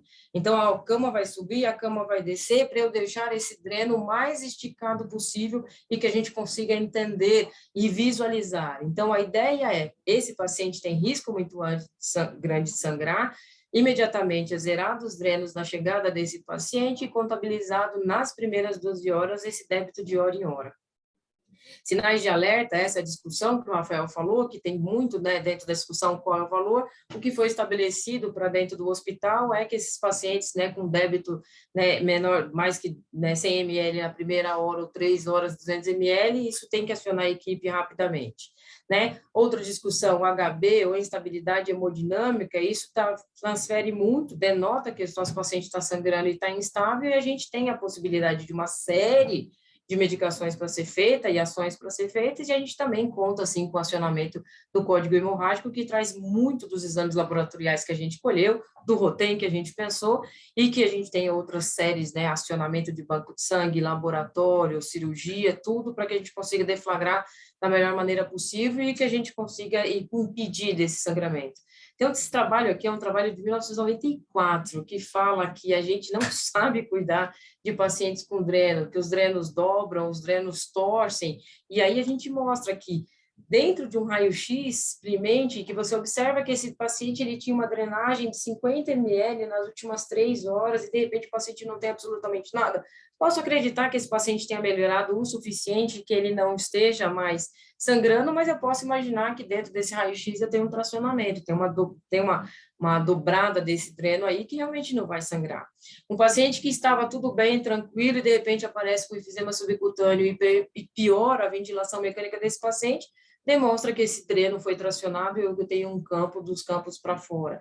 Né? Eu posso olhar um dreno que não estava absolutamente caminhava, um paciente que caminhava super bem, e eu olho o posicionamento desse dreno com essa sifonagem e que não traduz o que a gente está vendo. Então, a ideia é que o dreno, quanto mais esticado, melhor. E um dos perigos que a gente fala é nada mais, nada menos de que esse clamp ele foi feito para ser quebrado. Né? Um paciente em pós-operatório com esse clamp, ele precisa ser retirado justamente porque há o risco de eu clampar e esquecer isso fechado e piorar o paciente. Então, a admissão corta, né? E aí fala, mas como é que eu faço a troca do selo d'água? Fecha com o dedo, porque você vai lembrar que você tem que ir embora do plantão e você solta. Isso é indiscutível, tá? E independe de qual dreno é o melhor a ser colocado, a justificativa é, claro, tem drenos em que são diferentes e que a gente precisa desse conhecimento. Para isso, a gente vai perguntando, procura a ideia, mas é que o quanto esse paciente drena é o mais importante, precisa ter um registro adequado de quanto está drenando para ver qual a conduta a ser tomada. Né? Então, dentro dessa discussão também, né, para fechar, né, da parte do controle glicêmico, isso é indiscutível, que a gente vem falando desde 2009, falando, né, do grupo de Vandenberg, falando que os riscos, né, de pacientes hiperglicêmicos têm um aumento da mortalidade, então a gente tem uma meta a ser seguida, que é justamente manter uma glicemia menor que 180 miligramas por decilitro, né, dentro desse pós-operatório imediato. Então, esse paciente é um paciente que vai ficar em jejum, né, a princípio, nas primeiras horas, claro. Então, o manejo de que a gente coloque uma glicose 50% e 10 ml, justamente pensando em manejo polêmico, também é extremamente adequado. E essas glicemias, né, que é uma busca incessante da nossa parte, de que esses pacientes precisam ter glicemias de 2 em 2 horas, com meta de redução dessa glicemia alterada para 180 miligramas, e se a gente não conseguir, a gente vai lançar a mão de uma coisa mais agressiva, que é a infusão contínua da bomba de insulina, né, e essa muda o nosso cuidado de 2 em 2 horas para de 1 em 1 hora. Então, ninguém discute mais isso para qualquer paciente em pós-operatório de cirurgia, mas em especial muito mais para pacientes em pós-operatório de cirurgia cardíaca. E sim, vamos pensar, hoje a gente tem muitos pacientes que já chegam para a gente estubado e que a gente vai pensar, sim, né, com iniciar a dieta, né, esse reinício da alimentação desses pacientes, logo nas primeiras 6 horas após a extubação, justamente pensando se esse paciente é capaz, através da avaliação do nível de consciência, do suporte ventilatório e da estabilidade hemodinâmica. E a gente sabe que sempre vamos pensar numa dieta menos complexa, justamente porque a gente sabe que os pós-operatórios têm risco de ilho adinâmico nesses pacientes. Então, a gente vai com um pouco mais de calma e o dia seguinte a gente pensa numa melhora, mas nesse momento dietas, né, como água, chá e gelatina para melhor hidratação. A ideia é, ninguém discute, né? Hoje a gente não pode mais, pensando num paciente que tem monitorização invasiva com uso de um dispositivo que a gente usa, que é o VAMP, onde a gente consegue economizar sangue, então a gente é belos, né? Nós somos belos espoliadores de sangue para esse paciente, então a ideia é que não fazemos glicemia de polpa digital em hipótese alguma, e a gente passa, assim, a coleta de exames, né, simples, né, uma coleta simples, uma avaliação simples de uma glicemia, ela tem que ser feita através do VAMP, justamente para economizar sangue, para não sermos espoliadores, já que é a fama que a gente tem. E para pensar um pouquinho em relação a ferida operatória, né? Acho que a Mari a Mari falou exatamente do nosso maior risco, de 80% dos pacientes que têm, né, essa dificuldade ventilatória, eles também não são pacientes que precisam de mudança de decúbito nas primeiras horas do pós-operatório, justamente por conta dessa instabilidade external que esses pacientes têm. Então, verificar os curativos, esternotomia, safenectomia, inserção dos drenos, isso é extremamente fundamental. A avaliação inicial da chegada desse paciente na terapia intensiva, em termos de uma avaliação total da pele desse paciente, precisa ser deflagrada como via de registro. Vamos pensar, sim, em medidas de prevenção, é claro, isso é indiscutível, a gente não sabe que esse paciente, à medida que for evoluindo e as coisas foram ficando pior em relação a complicações, há um risco de desenvolvimento de lesão e propensão, isso já está descrito na literatura, que 2 horas na mesma posição, a gente tem hiperemias reativas que já podem acontecer, e essa discussão de que calma, respira, ninguém troca curativo dos pacientes no pós-operatório de cirurgia, né, no pós-operatório imediato de cirurgias, a gente troca curativo secundário, então fecha, respira, eu sei que vai ficar, né, algumas enfermeiras acham extremamente feio que o paciente tenha sujidade, mas calma, troca o secundário e o primário a gente tenta não mexer em hipótese alguma e a gente faz esse curativo na maior qualidade possível 24 horas depois, né? Então, a ideia de, sim, a gente tem como reduzir um pouco essa angústia desse paciente, então, orientações em relação ao modo de tossir, isso é extremamente importante, né, fornecer base, é o que a gente fala, né, forneça o travesseiro para esse paciente péssimo, para que ele tussa, e a realização de descompressão decúbita a cada 2 horas após a avaliação, se é possível ou não. Então, assim, eu sei que tem uma busca incessante em relação à mudança de decúbito, mas eu preciso saber se o paciente tem condições de fazê-lo. E se não tiver, a gente aborta isso e justifica a necessidade, a falta desse descuido. E é o que eu brinco sempre, né? É muita coisa para ser decorada, a gente precisa realmente da 17ª, da 18ª cirurgia cardíaca para a gente saber, acho que estou indo para o caminho certo, e eu sempre brinco, cola, né? E para isso que a gente tem cola. Então, cola do checklist de cirurgia cardíaca. Então, eu entro no meu leito com um handover e com a minha cola. E dentro da minha cola é o que eu preciso fazer para que esse paciente evolua de uma maneira tranquila nesse pós-operatório imediato. Então, são coisas simples, factíveis, né? E, claro, com esse adendo, né, dentro do que a gente discutiu de monitorização, do TEV, de sangramento, de controle glicêmico, manejo de drogas vasoativas. Cola sempre funciona, tá? Então, a gente tem essa oportunidade. Então, a gente termina essa nossa discussão justamente dizendo que das três colocações que foram feitas, a gente consegue resumir essas 3 colocações num segmento, né, da melhor maneira possível. Uma vez, 24 horas pós cirurgia, a gente começa a brincar na próxima 25ª hora de que, sim, respirando, e eu tenho certeza que ele já foi embora do plantão, então pode ficar um pouco mais leve, certo? Obrigada pela oportunidade, a gente abre para discutir um pouquinho aqui as dúvidas que vocês tiverem. Obrigado, Jeane. Parabéns também, parabéns pelas 3 apresentações, super apresentações, sensacionais, achei muito elucidativas, muito boas. A gente tem aí um tempinho para discussão, e você estava falando desse checklist, Jane, que cola, e sempre que eu vejo o checklist, na minha cabeça me vem uma pessoa, um americano, porque o checklist veio, né, desse conceito do americano, com a prancheta, a folhinha dele de checklist, ele check, check, check, check. Então, colando ali mesmo, lendo, qual que é o próximo item? Esse. E o próximo? Tá. Então, acho que é isso que você trouxe.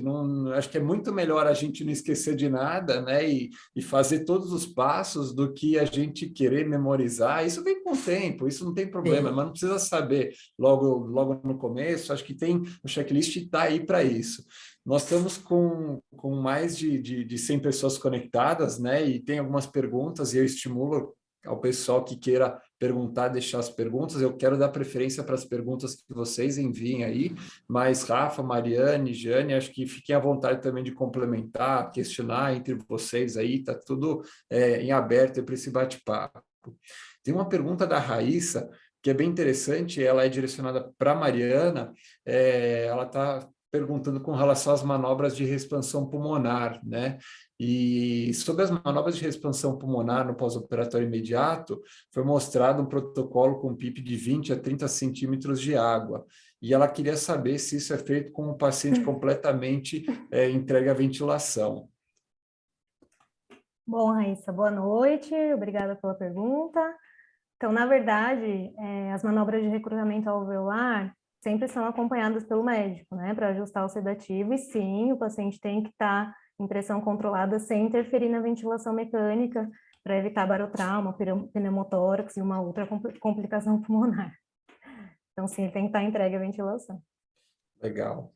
Tem uma pergunta da Gleice, a Gleice, além de fazer a pergunta, elogiou, antecipou aí que as aulas foram maravilhosas, parabenizou todo o grupo aí pelas aulas, e ela perguntou, mediante tanto aparato tecnológico de monitorização que temos hoje no Vila Nova, qual a indicação clínica para o uso do catéter de Swan-Ganz no pós-operatório de cirurgia cardíaca, levando em consideração a todos esses riscos? Rafa, eu complemento dizendo assim, e será que o eco não supre muito disso por ser um exame não invasivo? Será que ele consegue entregar tudo que o Swan-Ganz entrega? Como que fica as outras monitorizações também no pós-operatório?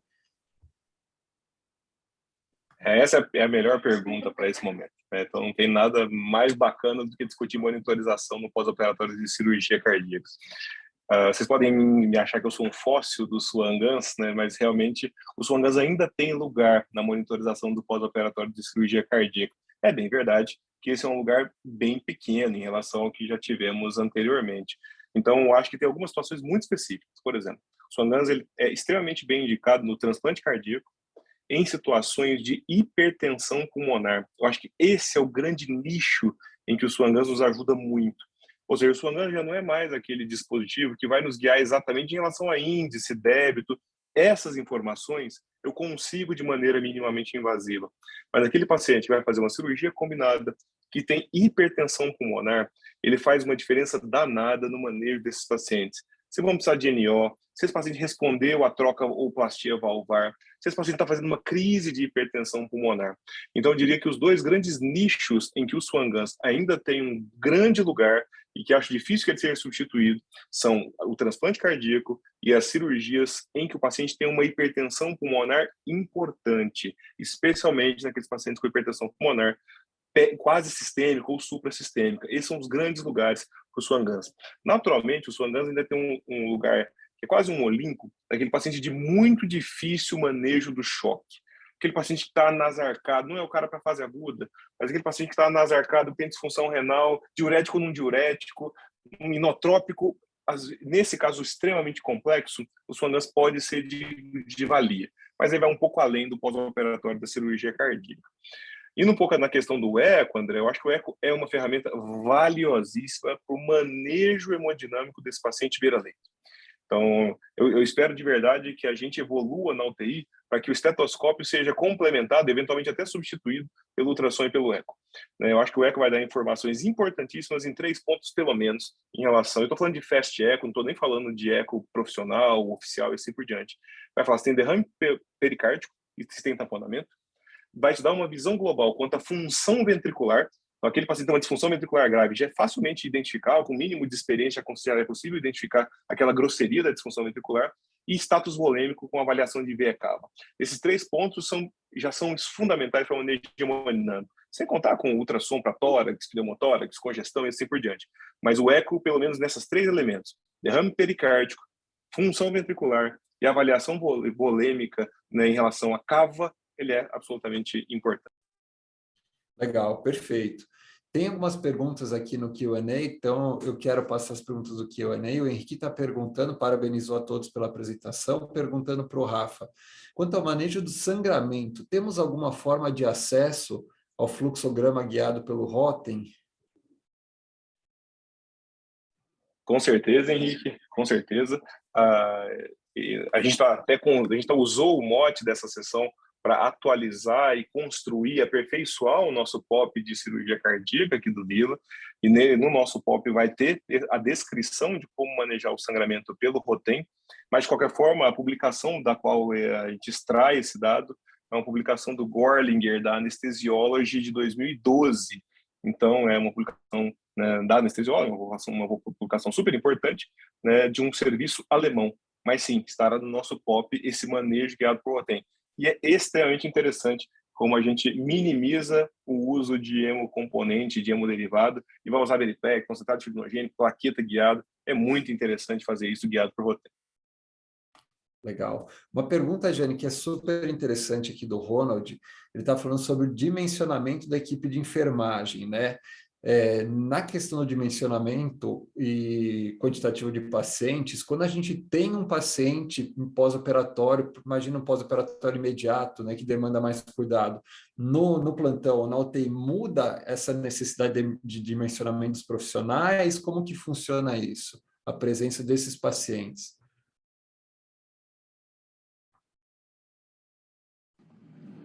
A ideia, assim, acho que a gente brinca que, à medida que eu entro no plantão e que eu tenho a ideia de que é um paciente pós-operatório de cirurgia cardíaca, uma cirurgia neurológica, um paciente pós-AVC, a gente tem essa discussão de, sim, será que seremos capazes, né, de conseguir deflagrar todo o cuidado que esse paciente tem? Então, acho que dentro desse dimensionamento, aí vai a crítica em relação a isso de que uma enfermeira para 10 pacientes, isso é indiscutivelmente incabível em qualquer lugar, mas a gente sabe que é uma realidade brasileira, infelizmente. Mas a ideia é que a gente mantenha sempre um dimensionamento de um enfermeiro para 5, pensando nesse paciente como um paciente em pós-operatório que vai deflagrar, sim, que uma hora do meu plantão, é indiscutível que uma hora do meu plantão eu esteja totalmente dedicada a esse paciente. Então, essa conversa inicial, né, então, tendo nas possibilidades, né, de uma enfermeira para cada 5 e um técnico para cada 2 pacientes, essa escala desse técnico também é totalmente diferente. Tem muita discussão, né, discussão em cima de que esse paciente precisa ter um cuidado privativo de enfermeiro. Acho extremamente válido, isso é extremamente enriquecedor, mas não é uma realidade em qualquer cenário de terapia intensiva a nível nacional, né? Então, sim, seria muito interessante que fosse um cuidado único se essa enfermeira fosse dedicada única e exclusivamente para esse paciente como cuidado integral. Não é uma realidade nossa. Então, essa relação 1 para 5 e um técnico para 2, um técnico cuidando de 2 pacientes, conseguindo dimensionar a carga de trabalho, pensando que eu não tenho um score que eu utilizo, que é o score do NAS, eu não tenho um score para esse paciente, porque eu preciso de 24 horas de hospitalização, mas eu sei, eu entendo a carga de trabalho desse paciente, então é indiscutível que eu não posso fazer com que esse técnico ele consiga cuidar de um outro paciente com a mesma carga de trabalho. Então, esse início do plantão, pensando em como que eu vou dividir, isso é extremamente fundamental e precisa ser discutido, né? Então, as 2 enfermeiras de plantão, não vão pensar numa UTI de 10 leitos, 2 enfermeiras de plantão e os técnicos, precisa ter participação, né? E sabido que esse paciente, nesses 30 primeiros minutos, com certeza absoluta, não ficará só com uma enfermeira, não ficará só com um técnico, né? Essa ajuda inicial para que a gente deflagre, isso precisa. Então, eu sempre vou ter 2 enfermeiras e 2 técnicos dentro desse leito, sabendo que eu tenho, né, um staff atrás, cuidando de todos os outros, que também devem ter a mesma carga de trabalho, tá? Mas 1 para 10, aí fazendo a crítica em relação à minha profissão, 1 para 10, não pode, eu sou uma lutadora incondicional aí de que esse número é inviável, eu não consigo dar a melhor qualidade de assistência para esse paciente. Perfeito, legal. Mariana, tem uma pergunta do Marcos, eu vou ler aqui, eu não sei se eu estou entendendo exatamente o que é, se você até ver, você pode até me ajudar. Ele está perguntando sobre o uso dos pacientes com uso de CPAP de 10 centímetros de água por 30 minutos, se seria isso suficiente para estabelecer os efeitos fisiológicos, e se ele se subiria essa PIP de forma gradual, se for subir de forma gradual, como se isso seria feito. Então, na verdade, acho que ele está querendo, Marcos, acho que é em relação à ventilação não invasiva, né, no Eu acho pós-operatório. que sim. Os estudos demonstram que uma PIP de 10 é capaz de evitar a complicação pulmonar e a telectasia no pós-operatório, associada à mobilização precoce do paciente. Então, quanto mais antes a gente tirar o paciente do leito, associado à ventilação não invasiva, uma CPAP de 10 demonstrou bons resultados. É claro que avaliando o paciente, desconforto respiratório, saturação periférica de oxigênio, raio-x de tórax, se houver área de atelectasia, Então, pode ser feito, sim, o incremento da PIP, e é feito de forma clínica, baseado nesses parâmetros que eu citei. Mas uma PIP de 10 comumente é o suficiente. Muito bom, legal. Rafa, o Felipe quer saber quais as principais diferenças práticas no pós-operatório de uma Revasc em relação a uma troca valvar? Excelente pergunta. Acho que foi até o Cabral que fez essa pergunta. Bom, eu acho muito poucas, viu, Cabral, do ponto de vista prático. Eu acho que talvez uma grande diferença se relacione à prescrição em apenas um único item, que é o antiagregante. A gente sabe que o antiagregante no pós-operatório de revascularização ele aumenta a patência de pontes, então o AS é obrigatório. Há uma certa diferença entre o modo como o americano e o europeu tratam o pós-op de válvula e nós. A gente, até por experiência da valvopatia reumática, a gente dá pouco antiagregante no pós-operatório da cirurgia valvar. Então, de praxe, a gente não dá antiagregante apenas para a válvula. Então, essa seria uma diferença prática. No restante, eu acho que a cirurgia valvar deve ser planejada, o cuidado do pós-operatório tem que ser planejado com um pouquinho mais de cuidado pelas suas peculiaridades, e especialmente disfunção ventricular, aquele ventrículo que era limítrofe, mas tem uma insuficiência valvar e tem um ventrículo que provavelmente está superestimado e que vai ficar baqueado no pós-operatório, e no contexto de hipertensão pulmonar. Eu acho que, em geral, a cirurgia valvar ela é mais complexa porque ela traz consigo essas pegadinhas, né, esses pitfalls, especialmente da hipertensão pulmonar e da falsa função ventricular preservada. Quer dizer, o planejamento, o cuidado do pós-operatório é um pouquinho diferente. Mas no que tange à generalidade, elas são extremamente parecidas. Vasoplegia, barra síndrome de baixo débito, né, o manejo de sangramento, é tudo absolutamente semelhante, para não dizer igual.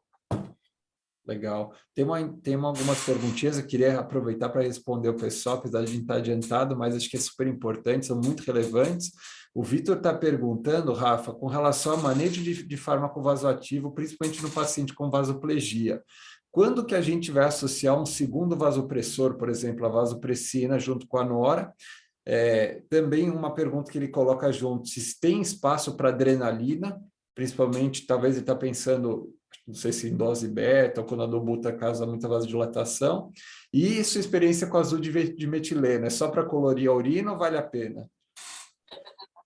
Excelente, excepcional. Muito bom. Bom, vamos lá. Então, do ponto de vista de vasopressina, acho que pelas evidências que temos hoje em dia, é indiscutivelmente o nosso vasopressor de associação. Quer dizer, o segundo vasopressor, em caso de disponibilidade, naturalmente, sempre a vasopressina. Tem vários elementos que justificam isso, né? Cientificamente tem a meta-análise que eu mostrei a vocês, mas eu acho que o principal, o que mais faz sentido para mim, é a questão de você mudar o sítio de ação da droga. Então, nós estamos entregando um monte de alfa-adrenérgico. Poxa, associar a adrenalina, a gente vai aumentar muito o risco de arritmia, apesar do efeito do efeito inotrópico que a adrenalina traz, traz consigo um aumento muito maior do risco de arritmia. Usando os receptores, a vasopressina, a gente vai usar os receptores de vasopressina, de arginina e vasopressina. Porque você vai atuar em outros locais. Então, em geral, a gente consegue ser mais eficaz no controle da vasoplegia, no controle desse cenário de hipotensão refratária. Um outro ponto é que dose e quando começar. Se a gente fosse by the book, a evidência que nós temos é que noradrenalina acima de 0,5 micrograma quilo minuto já é a hora de associar o segundo vasopressor à vasopressina. No entanto, a gente aí é mais de experiência do que outro elemento, né? Doses crescentes de noradrenalina e mau controle da vasoplegia já sugerem, já indicam o uso da vasopressina. Ou seja, do ponto de vista prático, eu não esperaria o 0,5 micrograma quilo minuto.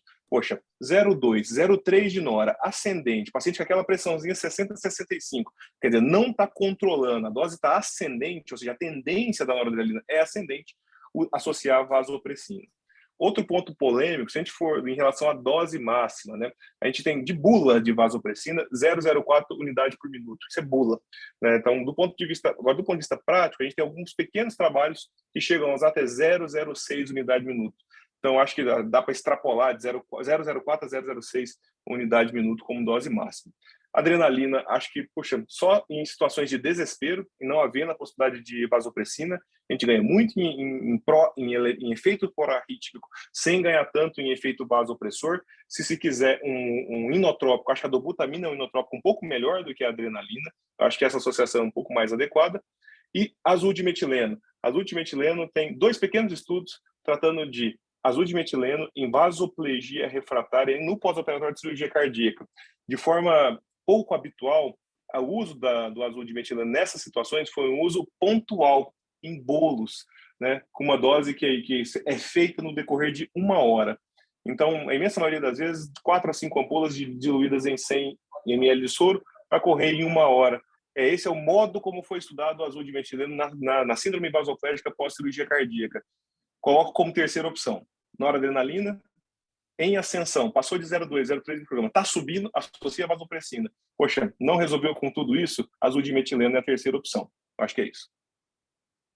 Legal, Rafa. Eu vou juntar aqui 2 perguntas, a do Rodrigo e do Dalton, para a gente, que elas vão na mesma linha aí. A pergunta seria o seguinte: a informação do débito cardíaco, do índice cardíaco que a gente tem, pode usar isso como um parâmetro de maneira confiável no manejo do inotrópico, né? E também essa questão de monitorização de débito, se o Dalton está querendo saber se é utilizado um monitor de débito cardíaco minimamente invasivo em todos os pacientes, independente da gravidade.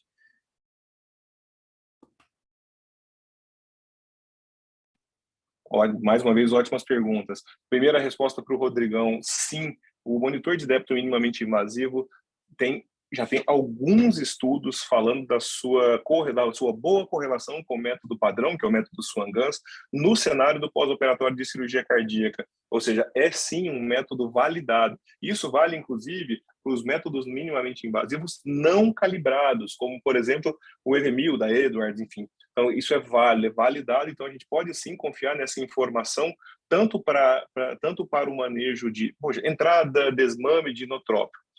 Vale a ressalva de que o manejo o monitor de débito, ele é tão mais importante quanto mais precoce no pós-operatório da cirurgia cardíaca.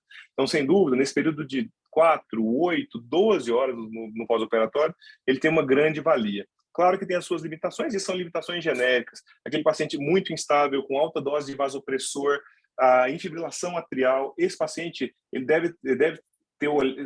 você deve olhar para a informação de maneira um pouco mais cautelosa, talvez olhar mais a tendência do que o número fixo. A gente sabe que o vasopressor, ele, em doses altas, ele vai mudar a curva de pulso. A gente sabe que a fibrilação atrial faz a curva de pulso ser muito variável, e isso impacta no monitor de débito. Mas, fora esses extremos, sim, é uma informação extremamente confiável e validada. Uma outra ressalva aí, né, então, além dos monitores minimamente invasivos, os monitores não invasivos até já foram estudados, como o ClearSight, por exemplo, já foram estudados em cirurgia cardíaca.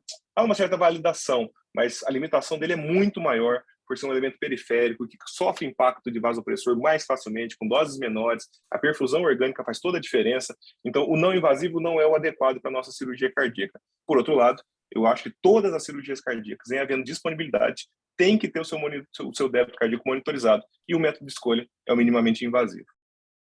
Muito bom. É isso aí, pessoal. Acho que foi ótimo. A gente acabou avançando um pouquinho no tempo, mas porque a discussão está muito boa, a verdade é essa, né? E eu queria trazer de novo para cada um de vocês, fazer algum comentário final, alguma complementação. Acho que é legal a gente trazer isso. Uma das formas que a gente vê que o pessoal gostou, além dos elogios, né? A Beatriz trouxe aí a qualidade das apresentações, orgulho em relação à enfermagem, e até perguntou se ia disponibilizar o material apresentado. Se negocia com eles direto, viu, Beatriz? Mas eu vou passar para as meninas primeiro, ladies first, então em ordem alfabética aí, comentários finais aí. Jane, pode começar com você aí. Acho que eu gosto, né, de discussões multi, justamente para que a gente entenda as particularidades de cada um e que a gente consiga fazer uma adequação do trabalho. Então, acho que eu sou um pouco antiga nessa profissão já, e aí quando a gente tinha essas discussões à parte, né, e a gente começava a perguntar de alguma particularidade tinha interferência no trabalho do outro. À medida que a gente vai evoluindo, vai ficando mais maduro, né, principalmente em termos de tecnologia, né, de uma melhor assistência fisioterápica, médica e de enfermagem, a gente tem essa tranquilidade de fazer discussões como essa, e justamente dentro das discussões, as particularidades de cada um, elas não têm mais, não interferem mais, né? O trabalho é conjunto, então essa discussão de que eu mexo na ventilação, eu mexo no decúbito, eu tenho que adequar a sedação, ela não é nem mais necessária, né? Porque é o entendimento. Então, a gente brinca que tudo que você dentro de um pós-operatório, né, de cirurgia cardíaca, que é extremamente complexa, e eu brinco que tem que arrepiar. Todas as vezes que falar que você vai fazer um pós-operatório de cirurgia cardíaca, tem que dar aquele arrepio para falar assim, não é, elas não são iguais, elas nunca são iguais. Elas podem fluir de uma maneira parecida, mas elas não são iguais. Então, tem que arrepiar.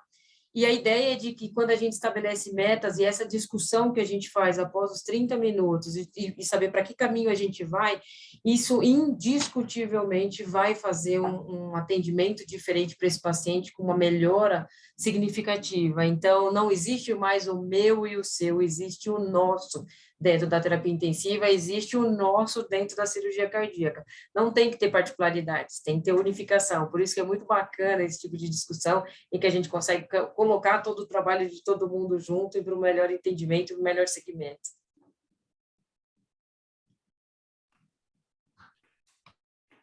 Bom, eu sou suspeita para falar, né? Principalmente dessa equipe. Eu acho que se a gente consegue entregar o melhor pelo paciente, é porque a gente trabalha realmente em equipe. Então, falar de manobra de recrutamento não é a físio, não dá para ser sozinho. Eu preciso do enfermeiro, eu preciso do médico. Tudo visando a qualidade do atendimento, mas ainda mais a segurança do paciente. Então, muito obrigada pelos plantões, pelo dia a dia. E mobilizem os pacientes, gente, essa é a minha mensagem. Tirem os pacientes do leito, isso faz total diferença. Boa noite a todos.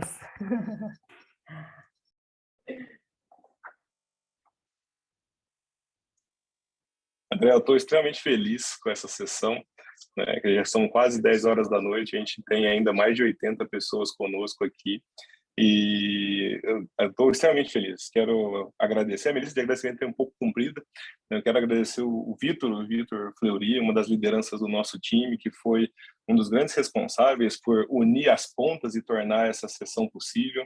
Quero agradecer a Mari, quero agradecer a Giane, que palestras espetaculares, adorei ouvi-las, né? A gente aprende a cada dia, a gente constrói juntos a cada dia, e hoje foi mais um dia de eu aprender um pouco mais com vocês, então muito obrigado mesmo, adorei as palestras de vocês. Quero agradecer a todos que estiveram com a gente, agradecer, vou ser super injusto, mas tem alguns colegas aqui, Márcia Noia, de Salvador, o Diogo lá de Salvador, a Marisa aqui do Itaim, uma série de colegas que até de outras instituições que vieram nos ouvir nesses últimos minutos. Quero agradecer a todos vocês e agradeço aí ao André, né, na condição de coordenação da cardiologia aqui do Hospital da Vila Nova, junto com a nossa diretoria, por ter nos apoiado nessa sessão. Foi bacana demais, estou super feliz e obrigado por essas horas que nós passamos junto aqui. Me fizeram muito feliz, alegraram o meu dia. Muito obrigado. Rafa, eu faço as minhas palavras, as suas palavras, as minhas palavras. Na verdade, é uma imensa gratidão que eu tenho pelo convite e por estar podendo participar desse grupo, desse hospital maravilhoso, uma equipe que trabalha integrada, uma assistência que é completa, humana e fenomenal aos pacientes, junto com a estrutura que a gente tem, lógico, que proporciona tudo isso. E essa sessão também, e o nível da sessão é um reflexo do nível de assistência que a gente tem dado aos pacientes. Então, parabéns aí pela organização, né? E, mais uma vez, obrigado pela oportunidade. Pessoal, boa noite a todos que ficaram conosco aí. Obrigado pela presença de vocês. O webinar só acontece quando tem um público engajado aí, como o de hoje, presente para nos ouvir. Boa noite a todos. Bom trabalho, bom resto de semana para todos nós. Tchau, tchau.